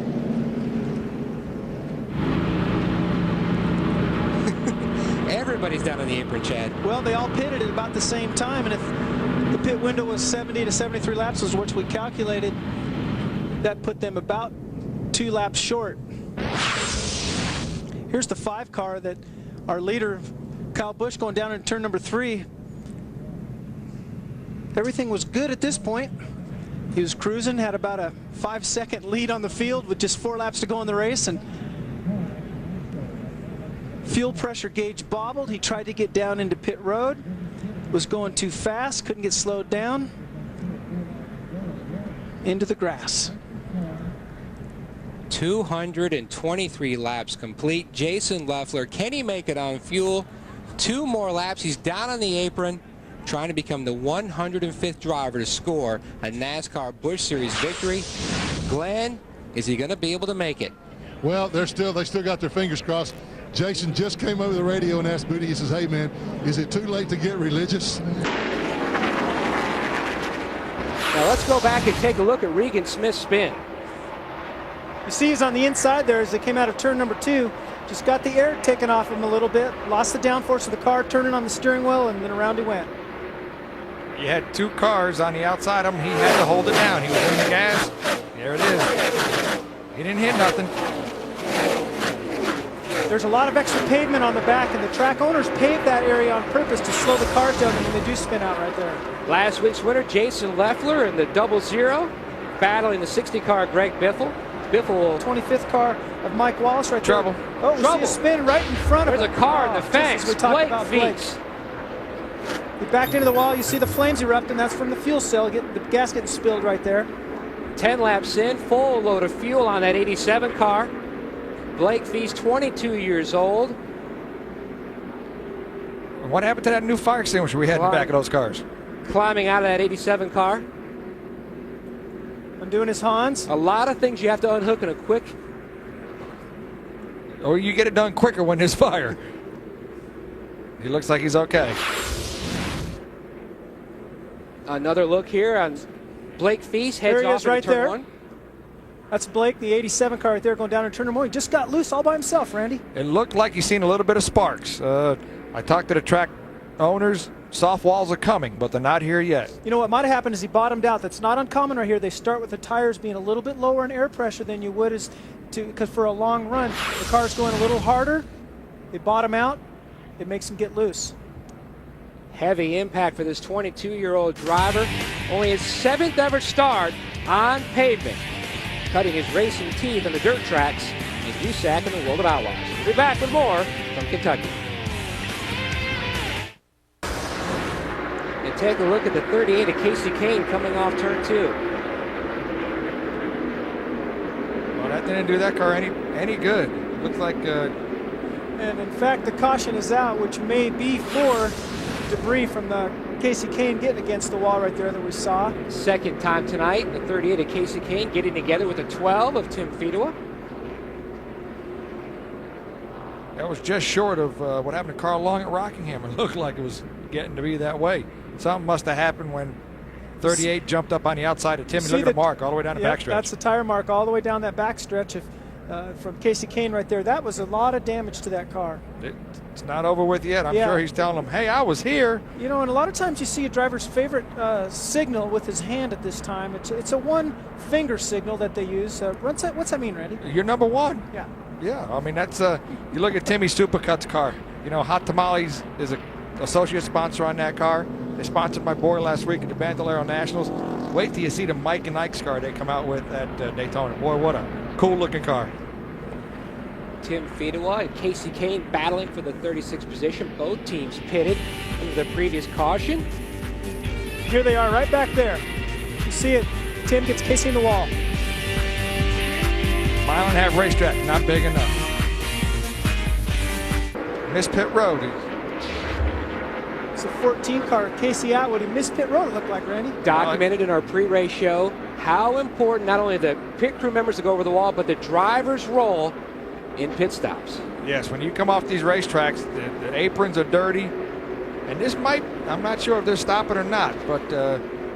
you know, this is lap number 61, which is right in our pit window that we documented when the race started, so he was probably coming in for a routine fuel stop and just entered too fast. They have to be 45 miles an hour at the start of pit road. Under caution for the third time tonight here at the Kentucky Speedway. Greg Biffle, your leader, followed by Bobby Hamilton Jr., Martin Truex, Jason Leffler, last week's winner at Nashville, and Kenny Wallace trying to score his first win in about 3 years. That is such a fine line. You want to come in pit road, you want to leave pit road as fast as you can. You've seen Cup guys do it at Dover, and you watch at the bottom of the screen here, Casey's already on the apron. He's got his left sides down. As soon as he hits it, the thing just comes around on him. And he didn't hit the cones. That was a good thing. Yeah, and that's probably exactly what happened. You had to be 45 by there. You have to slow down, get on the flat part of the racetrack, start to shift down. When you come off the banking onto the flat part right there where there isn't the banking, you really have to have your speed under control. And hopefully you don't cut a tire down and come apart and then really ruin his night.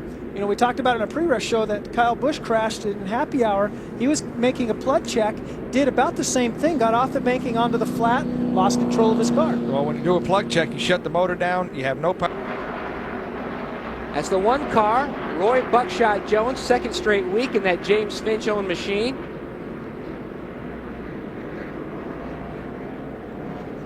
Also the 36 car involved, Travis Geisler. Need to get down there with the fire extinguisher, boys. Let's go, let's go. Car. Waiting for the safety guys. He's out. Good job. Helmets off. Good job. You better stick his head up the fire trucks and run over him. Hard hit down in turn one. The car's still on fire. Thankfully, Buckshot is out of the car. He's in the grass. He's almost looked like those Cup wrecks last year at Pocono, and they come out with those new fire extinguishers, and obviously there's something happened on both those cars that they didn't work.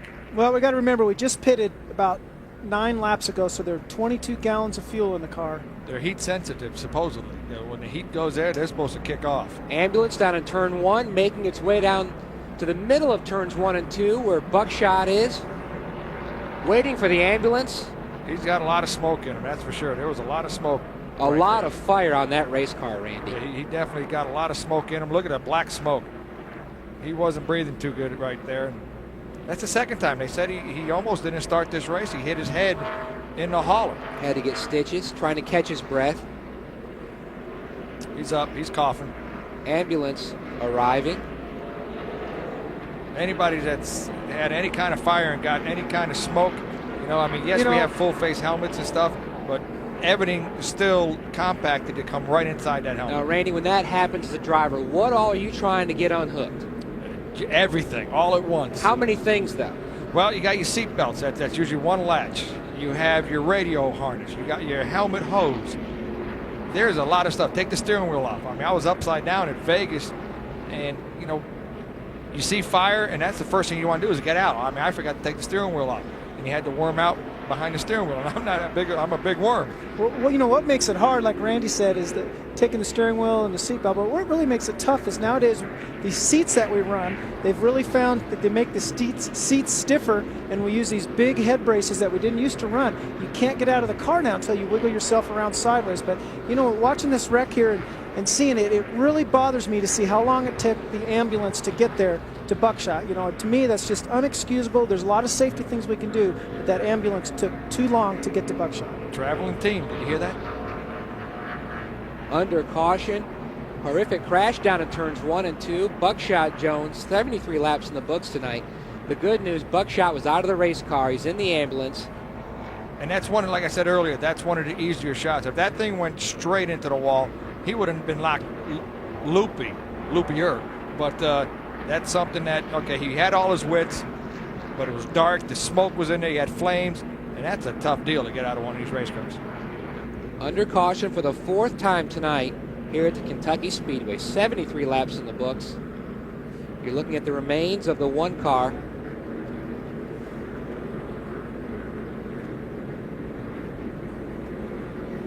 Horrific looking crash. The good thing, Buckshot out of the race car. Here's a replay of the wreck that just happened. It's already gone. He's already up against the wall. It's the tail end of the wreck right here. Look up high. You see the flame right there on the right-hand side of your screen. There's Buckshot's car. Heavy fire on that race car. And Randy, as you talked about, at this point in time, now you're trying to get all your safety harnesses off, the belts, the hoses. You're encapsulated in this thing now. I mean, we found out, the safety industry, that you don't want to move at all in these race cars. Here's on board Michael Waltrip's car.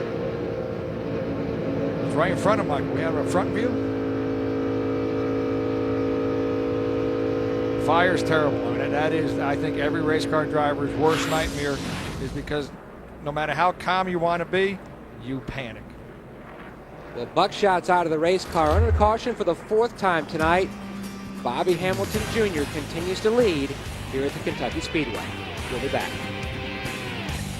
Team of Johnny Benson will bring out the caution. The 6th caution. That's a hard hit right there. What a break for the 5 car and 21 car. His window net's down that you see. That's a signal for that the driver's okay. That's a big hit right there. Here's a replay of the 17's wreck. There we see him right there. Boom. That looks to me like a blown tire coming out of turn number 2 right there, just straight into the wall. And that would be a whole lot easier a hit with a safer barrier. Caution comes out. 19 laps to go here at Kentucky. Johnny's saying, boy, you know, I'm not sure I really wanted to drive home tonight in a motorhome. But we see Johnny getting out. He's okay. He probably hit as hard as he did a couple years ago at Richmond in that Busch car that really rung his bell. He might be using some Aleve tonight.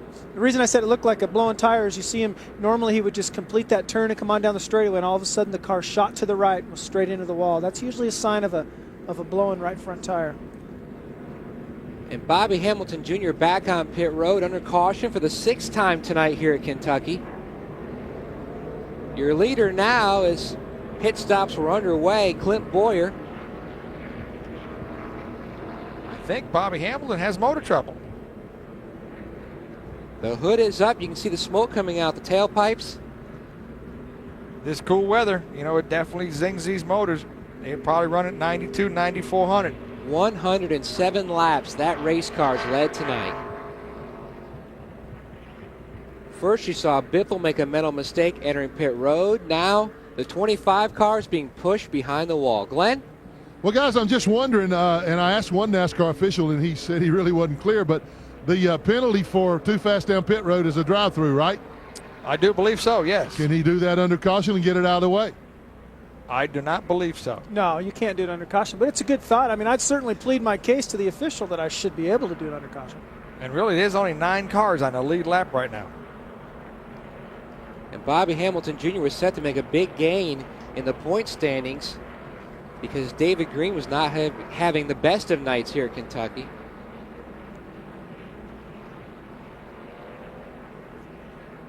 That's just a shame for Bobby. It's Robert Yates Power Plant.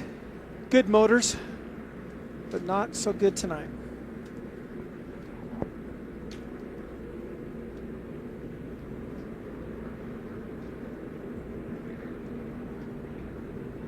Tough break for Bobby Hamilton Jr. Hasn't won in 2004. And he's had a tough road the last 2 weeks. Back at Dover, a very strong race car. Trouble on pit road.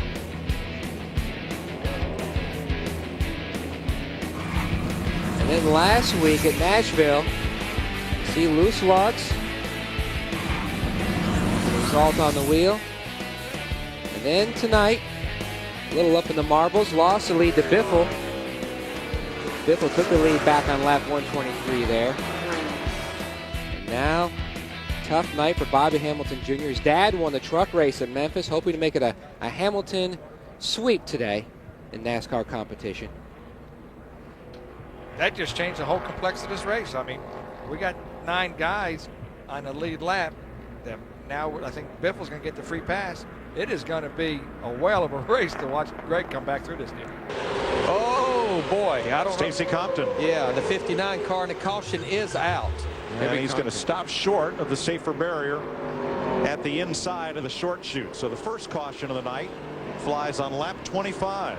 And I'm going to tell you, David Keith in the 95 car just barely got by. He actually had to come down pit road to avoid another wreck. Now, this is about the time you wouldn't mind seeing a caution, because this is right when the tires start to go away on your race car. 25 laps. Come in, get you 4 more. And take it on back to the garage. Take it back to the garage. And everyone pitting here, this guarantees them they can make it on one more pit stop from here. See what happened here, Darrell. All the signs of the right front tire coming down, but right into that safer barrier. And boy, that 95 car, like you said, he just squeaked by on the inside. But that was heavy impact. And Compton was lucky to be running the high line when that happened. Yellow flag at Daytona. This is the NASCAR Busch Series on FX, presented by KFC. I'm thinking this right. Well, we got trouble. Holy cow. That's a Saturday. Jimmy Kitchens. Oh, hard into the barrier. Caution is out. Back straight away. Field freezes when the caution flag waves. All right, guys, we're done. Second caution of the night. Comes in lap 43 for Jimmy Kitchens. Gotta believe the way that thing came out of that. Sorry about that, guys. We got turned from behind. Y'all had a hell of a race car. We did a good job. It's a shame with them. That's Maryland, as in University of, on the side of that car. I was going to say the way that thing came out of that pack is probably a pretty good sign. He got a tap from somebody. And that was his radio with him talking, so we certainly know he's okay.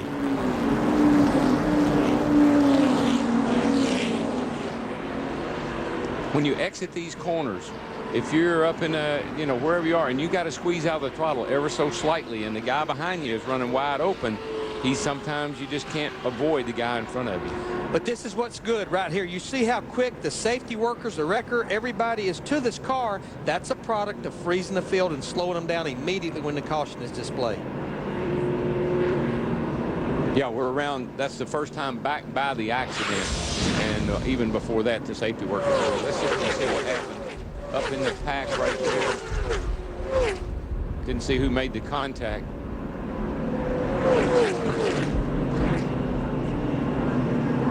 That's pretty hard hit head on in the left front. Even though that is safer barrier back there, it's still a hard hit. Yeah, Daytona, they've installed it around most of the inside of the racetrack as well as in the tri-oval and the outside of the corners here. You see it right there. $2.5 million worth of safer barriers put up around this place. And it was a really good investment. There's Jimmy walking to the ambulance under his own power. Just a little touch of a limp, wave to the crowd. He's okay. Now this is where it'll be interesting. There's more. They're still wrecking. Look at that. A big pile up in turn 2, and it happened well off the lead in about the third pack of cars. As they ran 3 wide and got closer and closer, something finally gave. Casey Atwood's in it. Justin Labonte's in it. Up against the wall. That looks like Justin Ashburn. Ashton Lewis was there. Gus Wasson and the 79 of Keith Mert, who had just gotten the free pass on the last caution, and Johnny Sauter as well. The interesting thing about that was some of the cars actually wrecked after the wreck already had happened. Here comes some cars that didn't get slowed down quick enough. See if we can see what happened back in here. I think I see a blue car going to hit a green one. Yep. Oh, that's Fidoa going sideways. Yeah. I believe that was Jeff Spraker in the 56. We just had talked about him, gets into the back of him. DW, this is the trouble spot of this racetrack off turn 2, always is. Yeah, it is. Well, Fidoa was lucky to get away because the big pileups out in the middle of the racetrack. The whole thing about it is, Larry, you think back to Casey Kane in Cup practice. There's a big dip right down there in the middle of 1 and 2. And when you hit that dip, it upsets the car, and you never quite catch up with it. And sometimes you just get out of control off 2. Not sure who that is, but he manages to drive right through it all without getting hit. All right, watch the bright green car of Fidoa right there on the right of your screen. Here comes yeah, that's Spraker underneath of him, and he just pushes up into him. There's Ashton Lewis and the rest of the crowd. Fidoa drives away. Lucky man. But when Ashton Lewis drove to the right to miss it, actually he got into it and things stacked up behind him, and you see they're still wrecking back there. And DW, we see that a lot. The car wants to move up the racetrack right there. Yeah, the driver just, it sucks the air off the nose, and the front of the car takes off, and you can't do anything about it except either hit the wall or the guy beside you. It's a really tough spot right on this racetrack. Now there's the rest of it unfolding. That's why a lot of guys like to run off that corner real high. So you get up high there, you get a little bit better angle. Get down low, it just seems like the car wants to pick up a great big push. And it takes off, and when it does, you can't do anything about it. Riding with Kenny Wallace right here. This is what it looked like out of his rear bumper back at this wreck. Well, let's look at it from up above and see how all this unfolds. There's the green car left of your screen. There's the initial contact. Now watch that white car go to the outside, and that's where the log jam is, right there.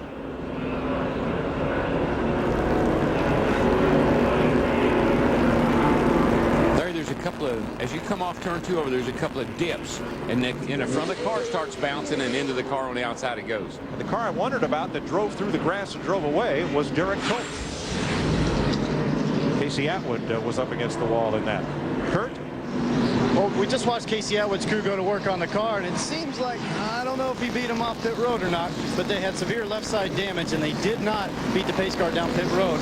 And so what they've got to do is come back in and work on the car. But what led to that is that they came in and topped off, and thinking that they can make it the rest of the way on fuel, that put them in a bad position on the racetrack. You're exactly right, Kurt. Hit Mike Bliss, Casey Atwood, and Jason Leffler. But the biggest thing I see, Kurt, he did not beat the stop sign, but that lip on that spoiler has come loose, and NASCAR will not let him run without that 90-degree lip on that spoiler that's mandatory. You're exactly right, Larry Mack. They need to get some rivets put together and put it back on the car, but maybe take a hammer to it so it's not quite at the 70-degree rule. We're going to be a little while cleaning this one up.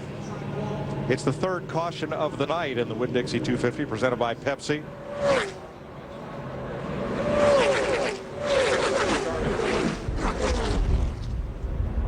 Jimmy Kitchens, who brought out the last caution, has been treated and released at the Care Center.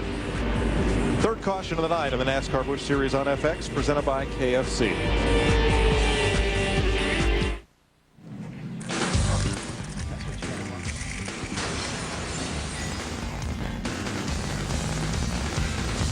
NASCAR Busch Series on FX, presented by KFC. Thanks for being back with us. We're under our third caution, counting at least 11 cars involved in that mishap on lap 54. Martin Truex Jr. still your leader. He came in as the Busch Series champion by 28 points over Kyle Busch.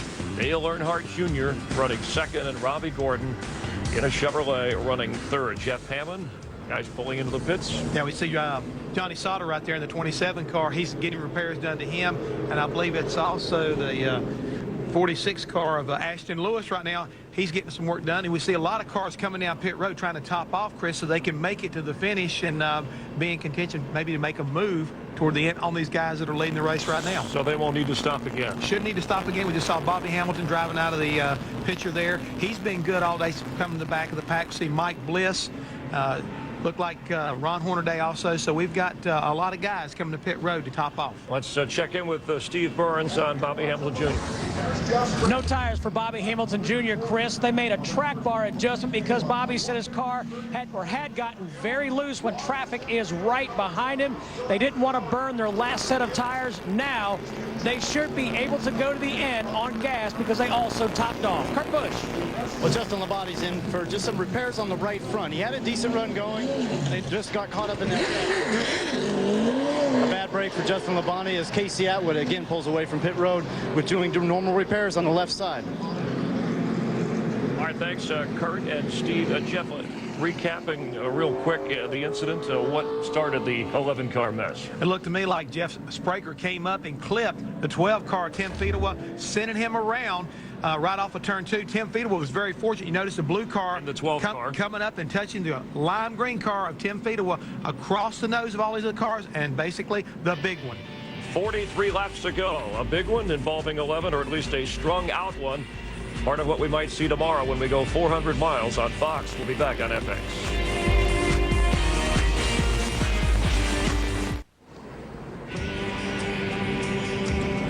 We're under the third caution of the night here in Daytona in the NASCAR Busch Series. Martin Truex, Dale Earnhardt Jr. teammates leading. Here are the 11 cars involved in the crash.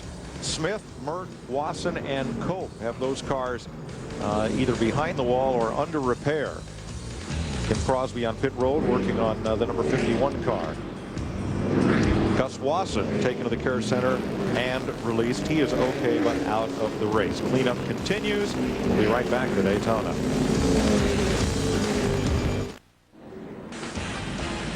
Getting ready for the restart with 40 laps to go. Teammates Truex and Earnhardt lead the field. Quickly, here's Matt. Mike, concerning fuel on both the 8 and the 81. Show you what happened to Crosby here. Ooh. And there's Kenny Wallace. That's what happened to Kenny Wallace. The right side wiped off on the wall. Now, when Kenny tries to get the pit lane down here. Ooh, pretty hard lick. Pretty good lick. Now, earlier, what happened to David Stremme? The 8 gets into the 1, which gets into Stremme. And right there created something that rubbed on that right rear tire and took Stremme out of contention.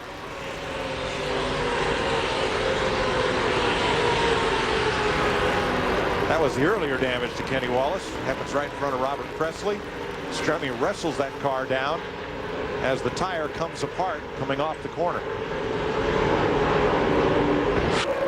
This has got Clear, coming back. What I see is 60. He's funny. Oh, man. Leffler got into the back of Mikey and Spunny. All right, no caution yet. No caution. Oh, man. Leaders at 3. Here comes Dale Earnhardt Jr. He goes to the high side. Leffler's trying to block him. Look at Mike Wallace in the 4 on the bottom. Leffler went up, and Wallace is going to win it, or is he? Leffler it's not over with yet. Leffler put Junior in the wall. Checkered flags in the air. No caution. Mike Wallace.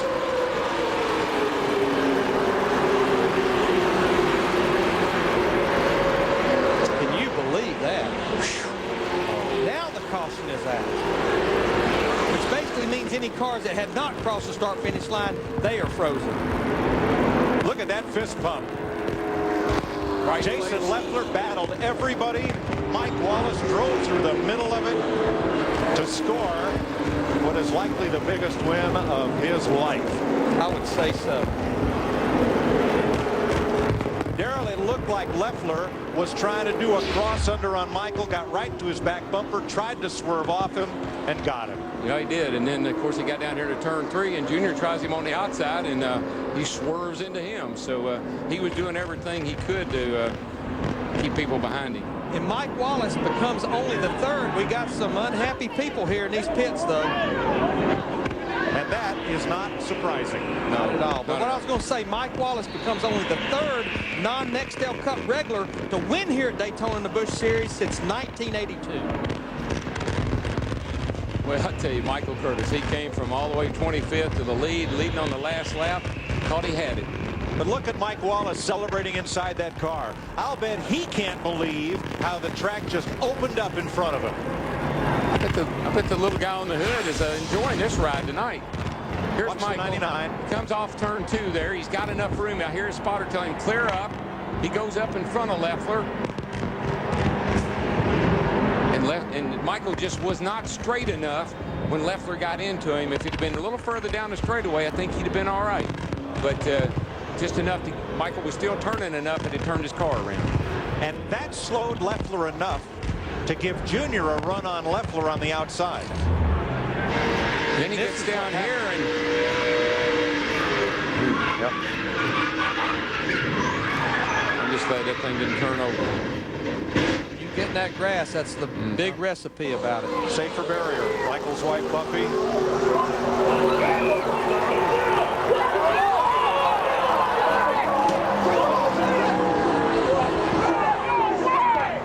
The sport turns that quickly. Now there's Leffler. Junior's got to run because of Leffler's bump with Michael.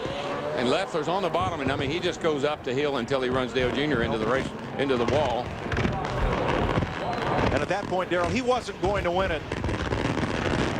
But Mike Wallace had the whole bottom lane opened up for him and went from 5th to 1st on the last lap. Both those cars hit the wall hard. Well, you see Mike Wallace in the Ford all the way to the bottom of the racetrack.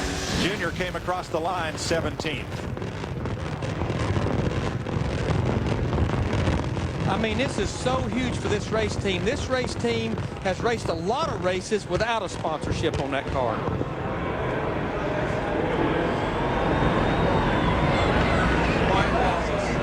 It's not a miracle. It's a driver who put himself in position to win if things went his way. Mike Wallace drove a smart race. And turn 3 opened up for him. He's going to Gatorade Victory Lane.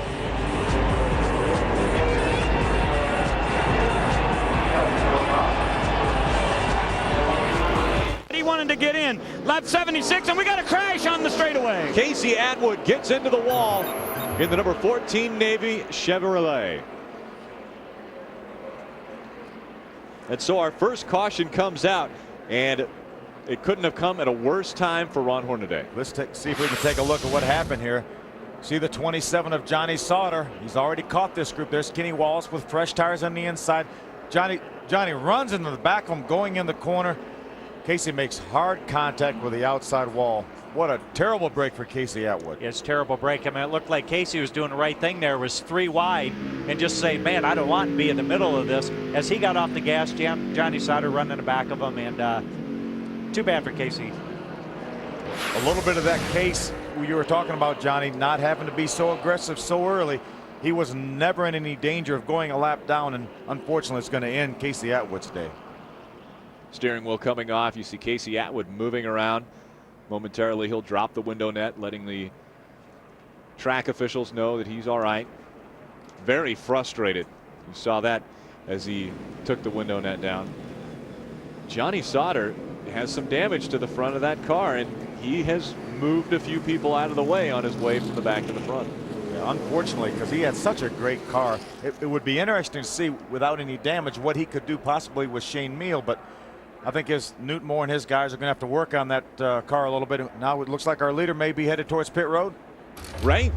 Yes, he is. He's the very first guy to do it, and he'll be in the very first stall. Here comes the Great Clips Dodge. These guys said, what should we do with it? He said, give me 4 tires, not one single adjustment. You're very happy with the way the car has been handling. He is on the top. You see Mike Bliss and David Stremme on the bottom of your triple split. Now let's go to Wendy.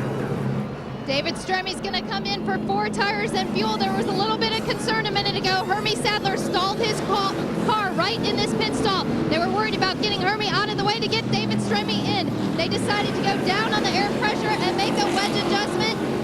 Still on the right side. They're coming around on the left side and change tires. And we'll see who wins this race off pit road. We saw Shane Meal having a little bit of problem on his. Looks like he's going to lose a couple of spots. But as good as this car is, he's going to get right back up there. But I'm sure he would have loved to have come back out in the lead. Jason Keller, Mike Bliss, David Stremme, and Shane Meal, the first 4 off of pit road. The reason for caution number 1, Casey Atwood getting into the turn 1 corner.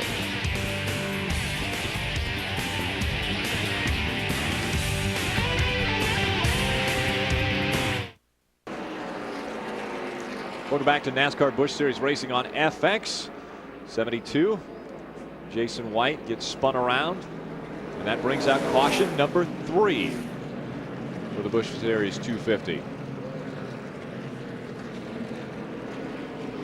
Looks like Mike Wallace in the 4 car will get the free pass. Take a look at how this last caution happened. Right in front of the battle for third. That's the 20 of Mike Bliss. You see the 72 of Jason White just got in the corner a little bit hard, maybe got a little bit wide, got his right sides up on the loose stuff, and around he went. But a few anxious moments for third place car Mike Bliss and fourth place Shane Meal. Jason White gets it going again. Was able to move up to the outside because of the move of Johnny Sauter going off, but his day started really in qualifying when he got spun around on his second lap. Had a great first lap, unfortunately spun on the second lap, so there was some question about his tires. Went to the lead early in the race, got hung up behind some lap cars. He goes actually a second lap down on the race. He lost 7 cars. Fourth caution of the night coming out. It sure is a horrible break for Jason Leffler, who just made a green flag pit stop. Yeah, we're just talking about that. 27, a little smoke coming out of the car here. Need to find out exactly what that's coming from. That could be the cause for our caution flag. Unfortunately, what a tough break that would be for Johnny Sauter, Newton Moore, and the entire Kleenex team. Johnny Sauter qualified second. Look at his right front tire, Rick. You see the rubber flapping on his right front tire right there. He's made some hard contact with the outside wall. That's where the damage came from. Take a look at Johnny Sauter's mishap. Oh, you can see him. It looked like he was either way out of the groove, either he cut a tire or he just got outside that groove there and slipped up and slid all the way to the wall. Some pretty good contact with the wall right there. That's going to probably take him out of contention for a top 5 for sure. He had a lot of, he had a pretty good car. Again, as you mentioned, it wasn't like a complete blow. And one little bobble when he went wide to go around a lap car. You see he was 19th at lap 34. He's moving his way back up. He's in the 22nd position right now. But again, a long way behind our leader, David Stremme. And a little loose right there, coming off of turn 4.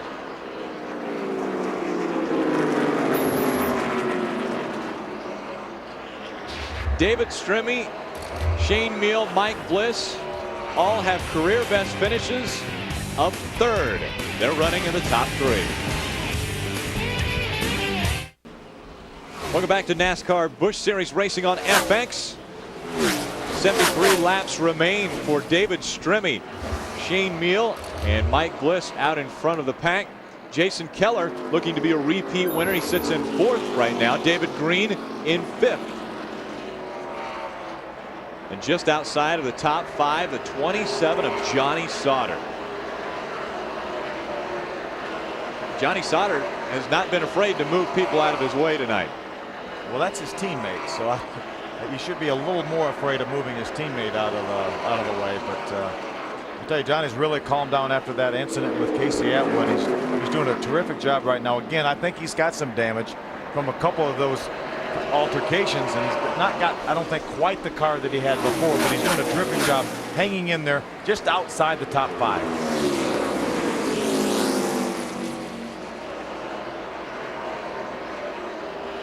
Greg Biffle gets by the 25 of Bobby Hamilton Jr. That's for 10th position, or 9th position actually. Biffle able to take over 9th from Bobby Hamilton.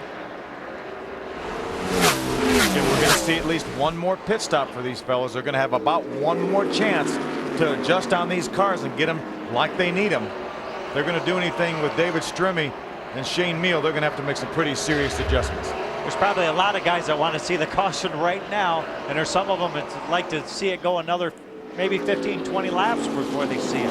But some of these guys are just about ready to go a lap down, wanting this caution to come out desperately. More on Bobby Hamilton Jr. Wendy Norris.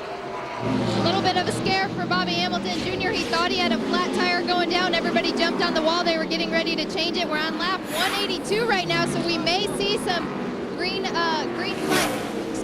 flag pit stops come about. David Stremme, the 32 team, they're discussing when they're going to pit, and they're saying lap 195 if it stays green.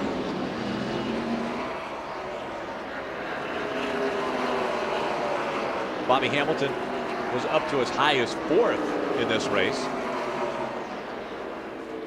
Dropped back to 10. Pit stops will be coming soon. Out in front, David Stremme, Shane Meal, the 32 and 38, both NBS 24/7 stars. That's Monday night at 8 o'clock, NBS 24/7. Tonight's race is brought to you by Smooth Busch Beer, an easy drinking Busch Light. Busch, the proud sponsor of the NASCAR Busch Series.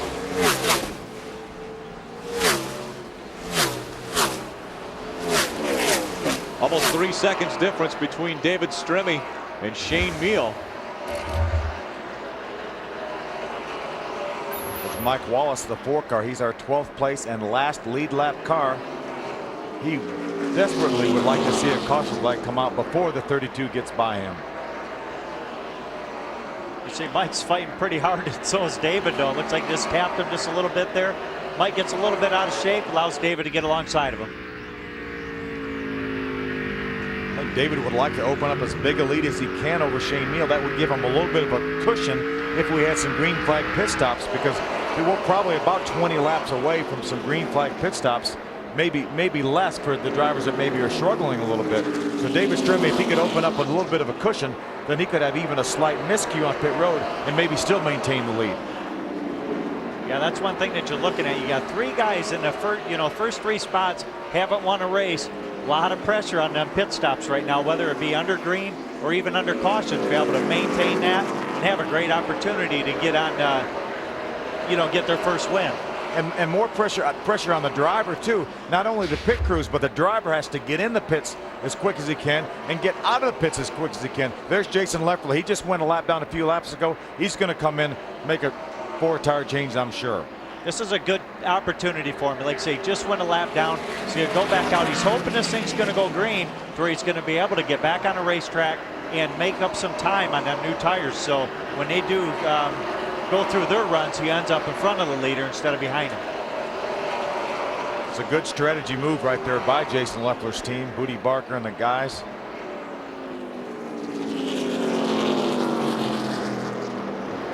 David Stremme still able to run up under a 31-second lap, so he's really setting a pretty good pace right now.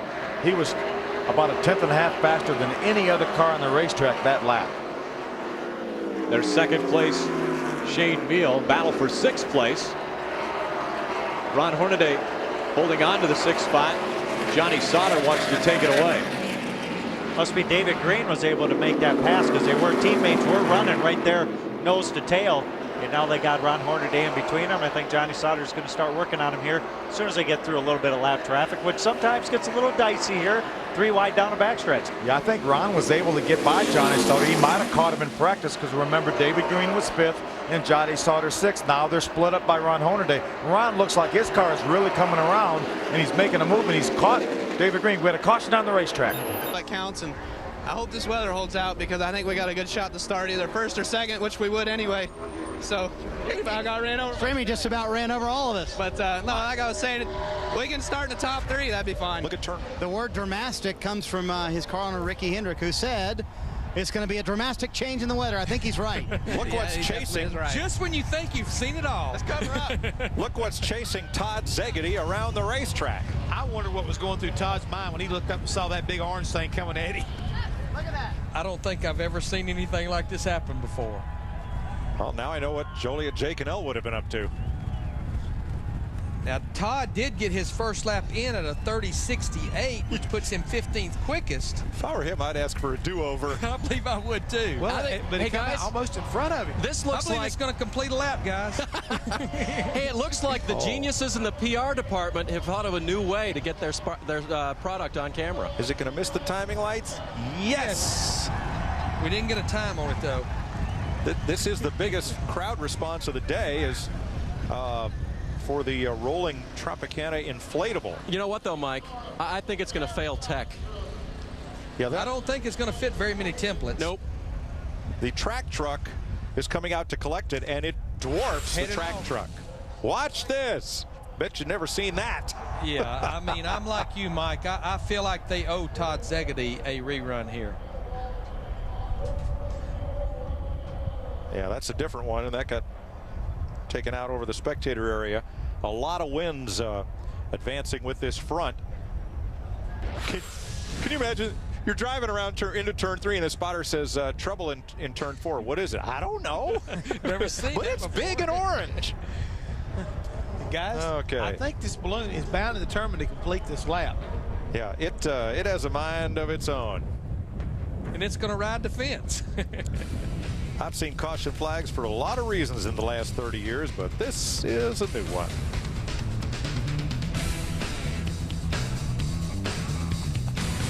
It backed up and let those two there we cars. go, one in trouble, turn 1. Caution's out. It is Billy Parker in Rusty Wallace's 66. Caution flag is out, field immediately slows. And just a lap and a quarter before trouble for the Denver, North Carolina driver Billy Parker in his 11th NASCAR Busch Series start. He's kind of struggled here lately. This will be his 4th crash in the last 5 races. He is a rookie in the Busch Series, and he's trying to get the feel of what is a totally new type of racing to him, and it's been a little bit difficult in recent months. It is very difficult. This is a brother of Hank Parker Jr., and he's been around racing for a long, long time. But you're right. It's trying to get started in this business is so tough. I talked with Barry Dodson, the general manager of that team, this morning. It's hard to tell exactly what happened watching the replay, but a couple of cars right behind him, I don't know if the contact was made or just simply pulled up behind him and got him a little bit loose, arrow loose. And these cars are going to be probably a little bit loose at the beginning of this race. These cars normally want to go to the tight side, so you got to start loose. Hey guys, you're working on the wrong side. I don't know how they're going to put fuel in that car. Looks like maybe they can. If they remove that piece. Yeah, if they just take the quarter-pound off, but that's what holds the fuel filler. Got another look at it here. That's just from Kenny Wallace's car. Yep, he got a little bit loose getting into the corner. Exactly what happened. Got the car sideways, and he got in that gray stuff. And that would see why Kyle Busch wisely backed off going in turn 3 and went to the inside. As I said, that outside lane can be a little slippery early in these races. It caught up to Billy Parker there. Caution early in the Twister 300 for the NASCAR Busch Series at Chicagoland Speedway. Because Truex Jr. has made contact with either the wall or the 32 car. We can see the rear bumper cover just flapping in the breeze as he goes down the backstretch. Get a chance, you have a flat. And for the lead, Kenseth 17 will lead that lap.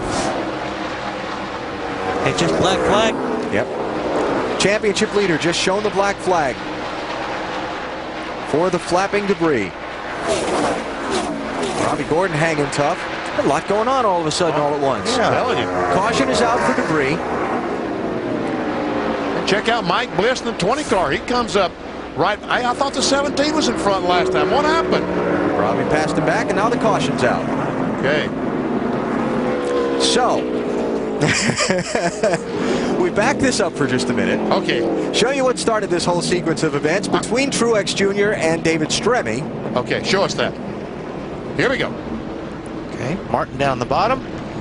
Got a little bit loose. He went to save the race car, and unfortunately, David Stremme was there. And actually, Truex did not hit the outside retaining wall. The contact was maybe the 32 car that ripped off that bumper cover. There we see the contact between the... That's a good thing Stremme was there. He would have hit the wall. On board the trim spa car.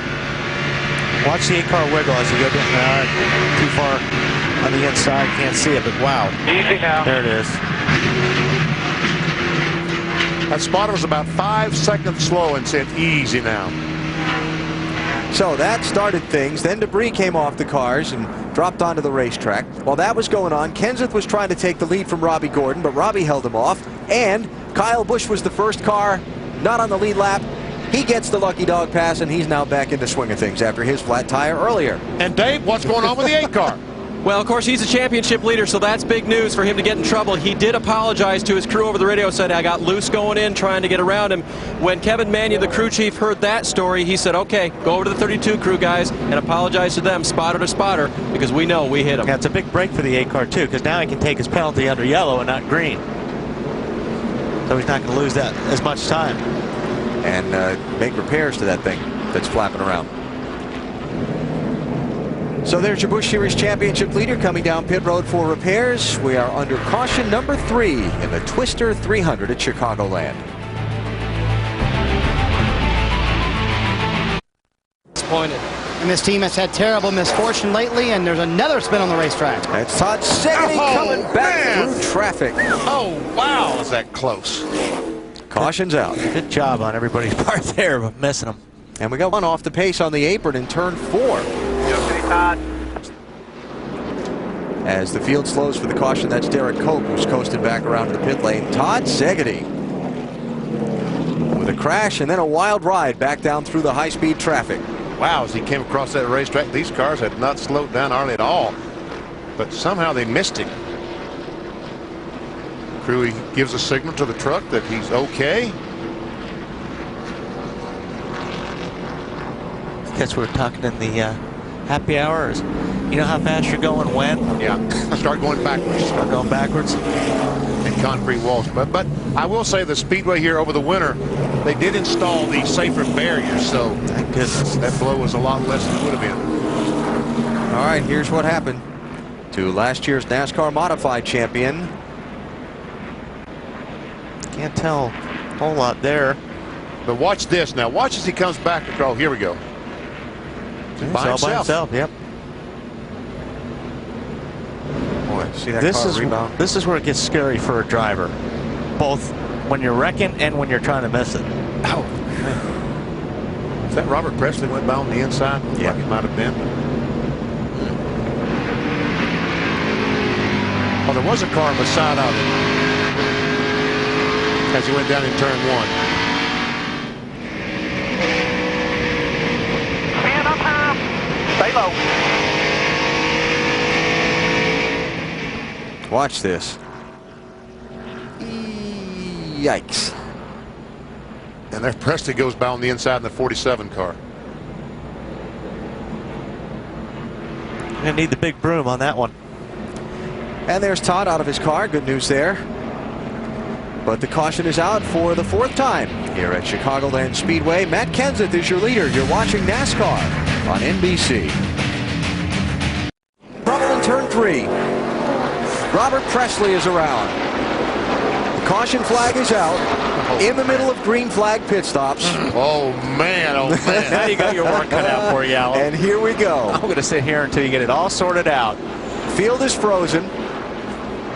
And this brings into mind a minor adjustment to the rules on freezing the field that NASCAR made this week regarding cars on pit road when the caution comes out. We'll get to that in a minute. Here's a guy that did run out of gas by the looks of it. And he will not start. Jason Keller. Matt?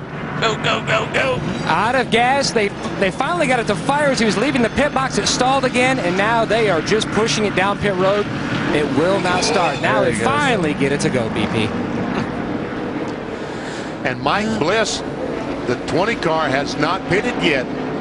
Pit road is closed. There we see Robert Presley, the 47 car. Oh, he makes a little contact there with the 14 car. It looked like a car just kind of came up. Yeah, it looked like the car was wiggling, like it was almost maybe wiggling it for fuel or something. He might have been out of fuel and just slow in front of the 14. That's probably what happened. Yeah. It's on board Martin Truex. Watch out right here in front of you. Watch right in front of you. Oh, that was weird. Come on around. Come on around. Caution down. Caution down. Caution is down. And Presley has come down pit road while it is closed. Well, they didn't have to push it to restart it or anything, and he got it to pit road, so I don't know. I don't know either. We'll have to follow up on that one, see what the team says. Because the replays only lead to more questions. Yeah. Okay, so Mike Bliss is the leader. Michael Waltrip is second. Kyle Busch is third. J.J. Yaley is fourth. Off turn 4, Regan Smith in the 50 has gone around. All right. Doesn't appear as though he's hit anything yet. Puts the car in gear, but is he going to get stuck? Is it too wet in there? Yes, he is. Look at all that water. He's not going anyplace. Well, we had 2 rainstorms here in the racetrack area yesterday. One mid-afternoon interrupted qualifying, dumped a lot of water for about an hour, but then one last night. Started about, what, 9 o'clock or so Central Time? Regan, just shut it off.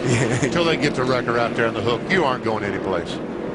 Might have to get the rescue boat out there. All it takes about a dozen guys to push it out of there. Well, they're going to get 3. Okay, 3. Here we go. Yeah, I've been thinking about Matt Kenseth since that last restart. He came in and topped off the fuel, and he's one of the guys that took tires as well. It's going to be interesting to see what kind of progress he can make up through the field. He's 14th now with 61 laps to go, and he's got fresher tires than most of these guys in front of him. Now, you asked a question a moment ago about making it on fuel. This is helping the situation. Yeah. It may be the fact that all of them can make it now. But I think if you get Kyle Busch out there in clean air, it's going to be gone. There's Regan Smith with his little loop-de-loop. Here's where he should have stood on it. Looking ahead from Jamie McMurray's onboard view. Got in the gray. Yeah, you got it really too high. Spin in front of you. Got to spin in front of you. There you go. Just use that stick of the car behind you. Now come on straight through. Okay. And so Smith has been bailed out of his troubled waters and comes in to get some fresh tires. And pit road is closed while the safety officials who came out into the grass to push him away get back into a safer position before they let anybody else come on pit road. So let's take a break here. Justin Labonte is the race leader. That's the good news. The bad news is Kyle Busch is now right at his back bumper with a very fast race car. 60. Oh no! Blowing up. Broke a water line came loose. Caution flags out. Another one of the leaders. Jinxed. Go to the bottom. They blow up or blow a tire. Oil in the track. Yeah, from you. From you. Blew a hose off, a water hose. It looked like water. Yeah, it looked like water. Can you believe that? And he led, so you can officially say another leader was jinxed. Done in. Bad place to be today is out in front. Water tank ready. Get the water tank ready. And bring it in next time by. Bring it. That's Brad Parrott, the crew chief. Instructions for his crew and for driver Greg Biffle. So the caution is out with 20 laps to go. Greg Biffle with troubles just after swapping the lead with J.J. Yaley. Watch right here. That is all water. Man. Good job hanging on to that thing. Tell you what, he did do a great job not hitting the wall, not turning the thing around and backing it in the fence. There's a lot of damage to the car, but notice how those water hoses always break when you're going into the corner and not off the corner? Why is that? I don't know. I had that happen going into turn 1 in Atlanta one time. It's like, mine was Richmond. As the lead change was happening, this was just before we came back from the commercial break. Michael Waltrip ran into some troubles. Makes contact with Ashton Lewis in 46. And when they made that contact up into the outside retaining wall, goes Michael. Listen. Don't think the 46 knew he was there. I don't think so either. And so Michael Waltrip came down pit road for repairs initially, went back out onto the track. And the white flag is up, and it's the final lap here in Chicago. To the outside. Mike Wallace, is he out of fuel? He's out of gasoline. You don't want to lead this race. You just don't want to lead, is right. 70 laps was a bit too much to ask. Wallace is out of fuel. It's Justin Labonte and Jason Keller with a half a lap to go. Matt, is he out of gas? Out of gas. Man, oh man. What a great drive right here. Off of turn number 4 for his first NASCAR Busch Series win. Say hello to Justin Labonte as he wins the Twister 300 at Chicagoland.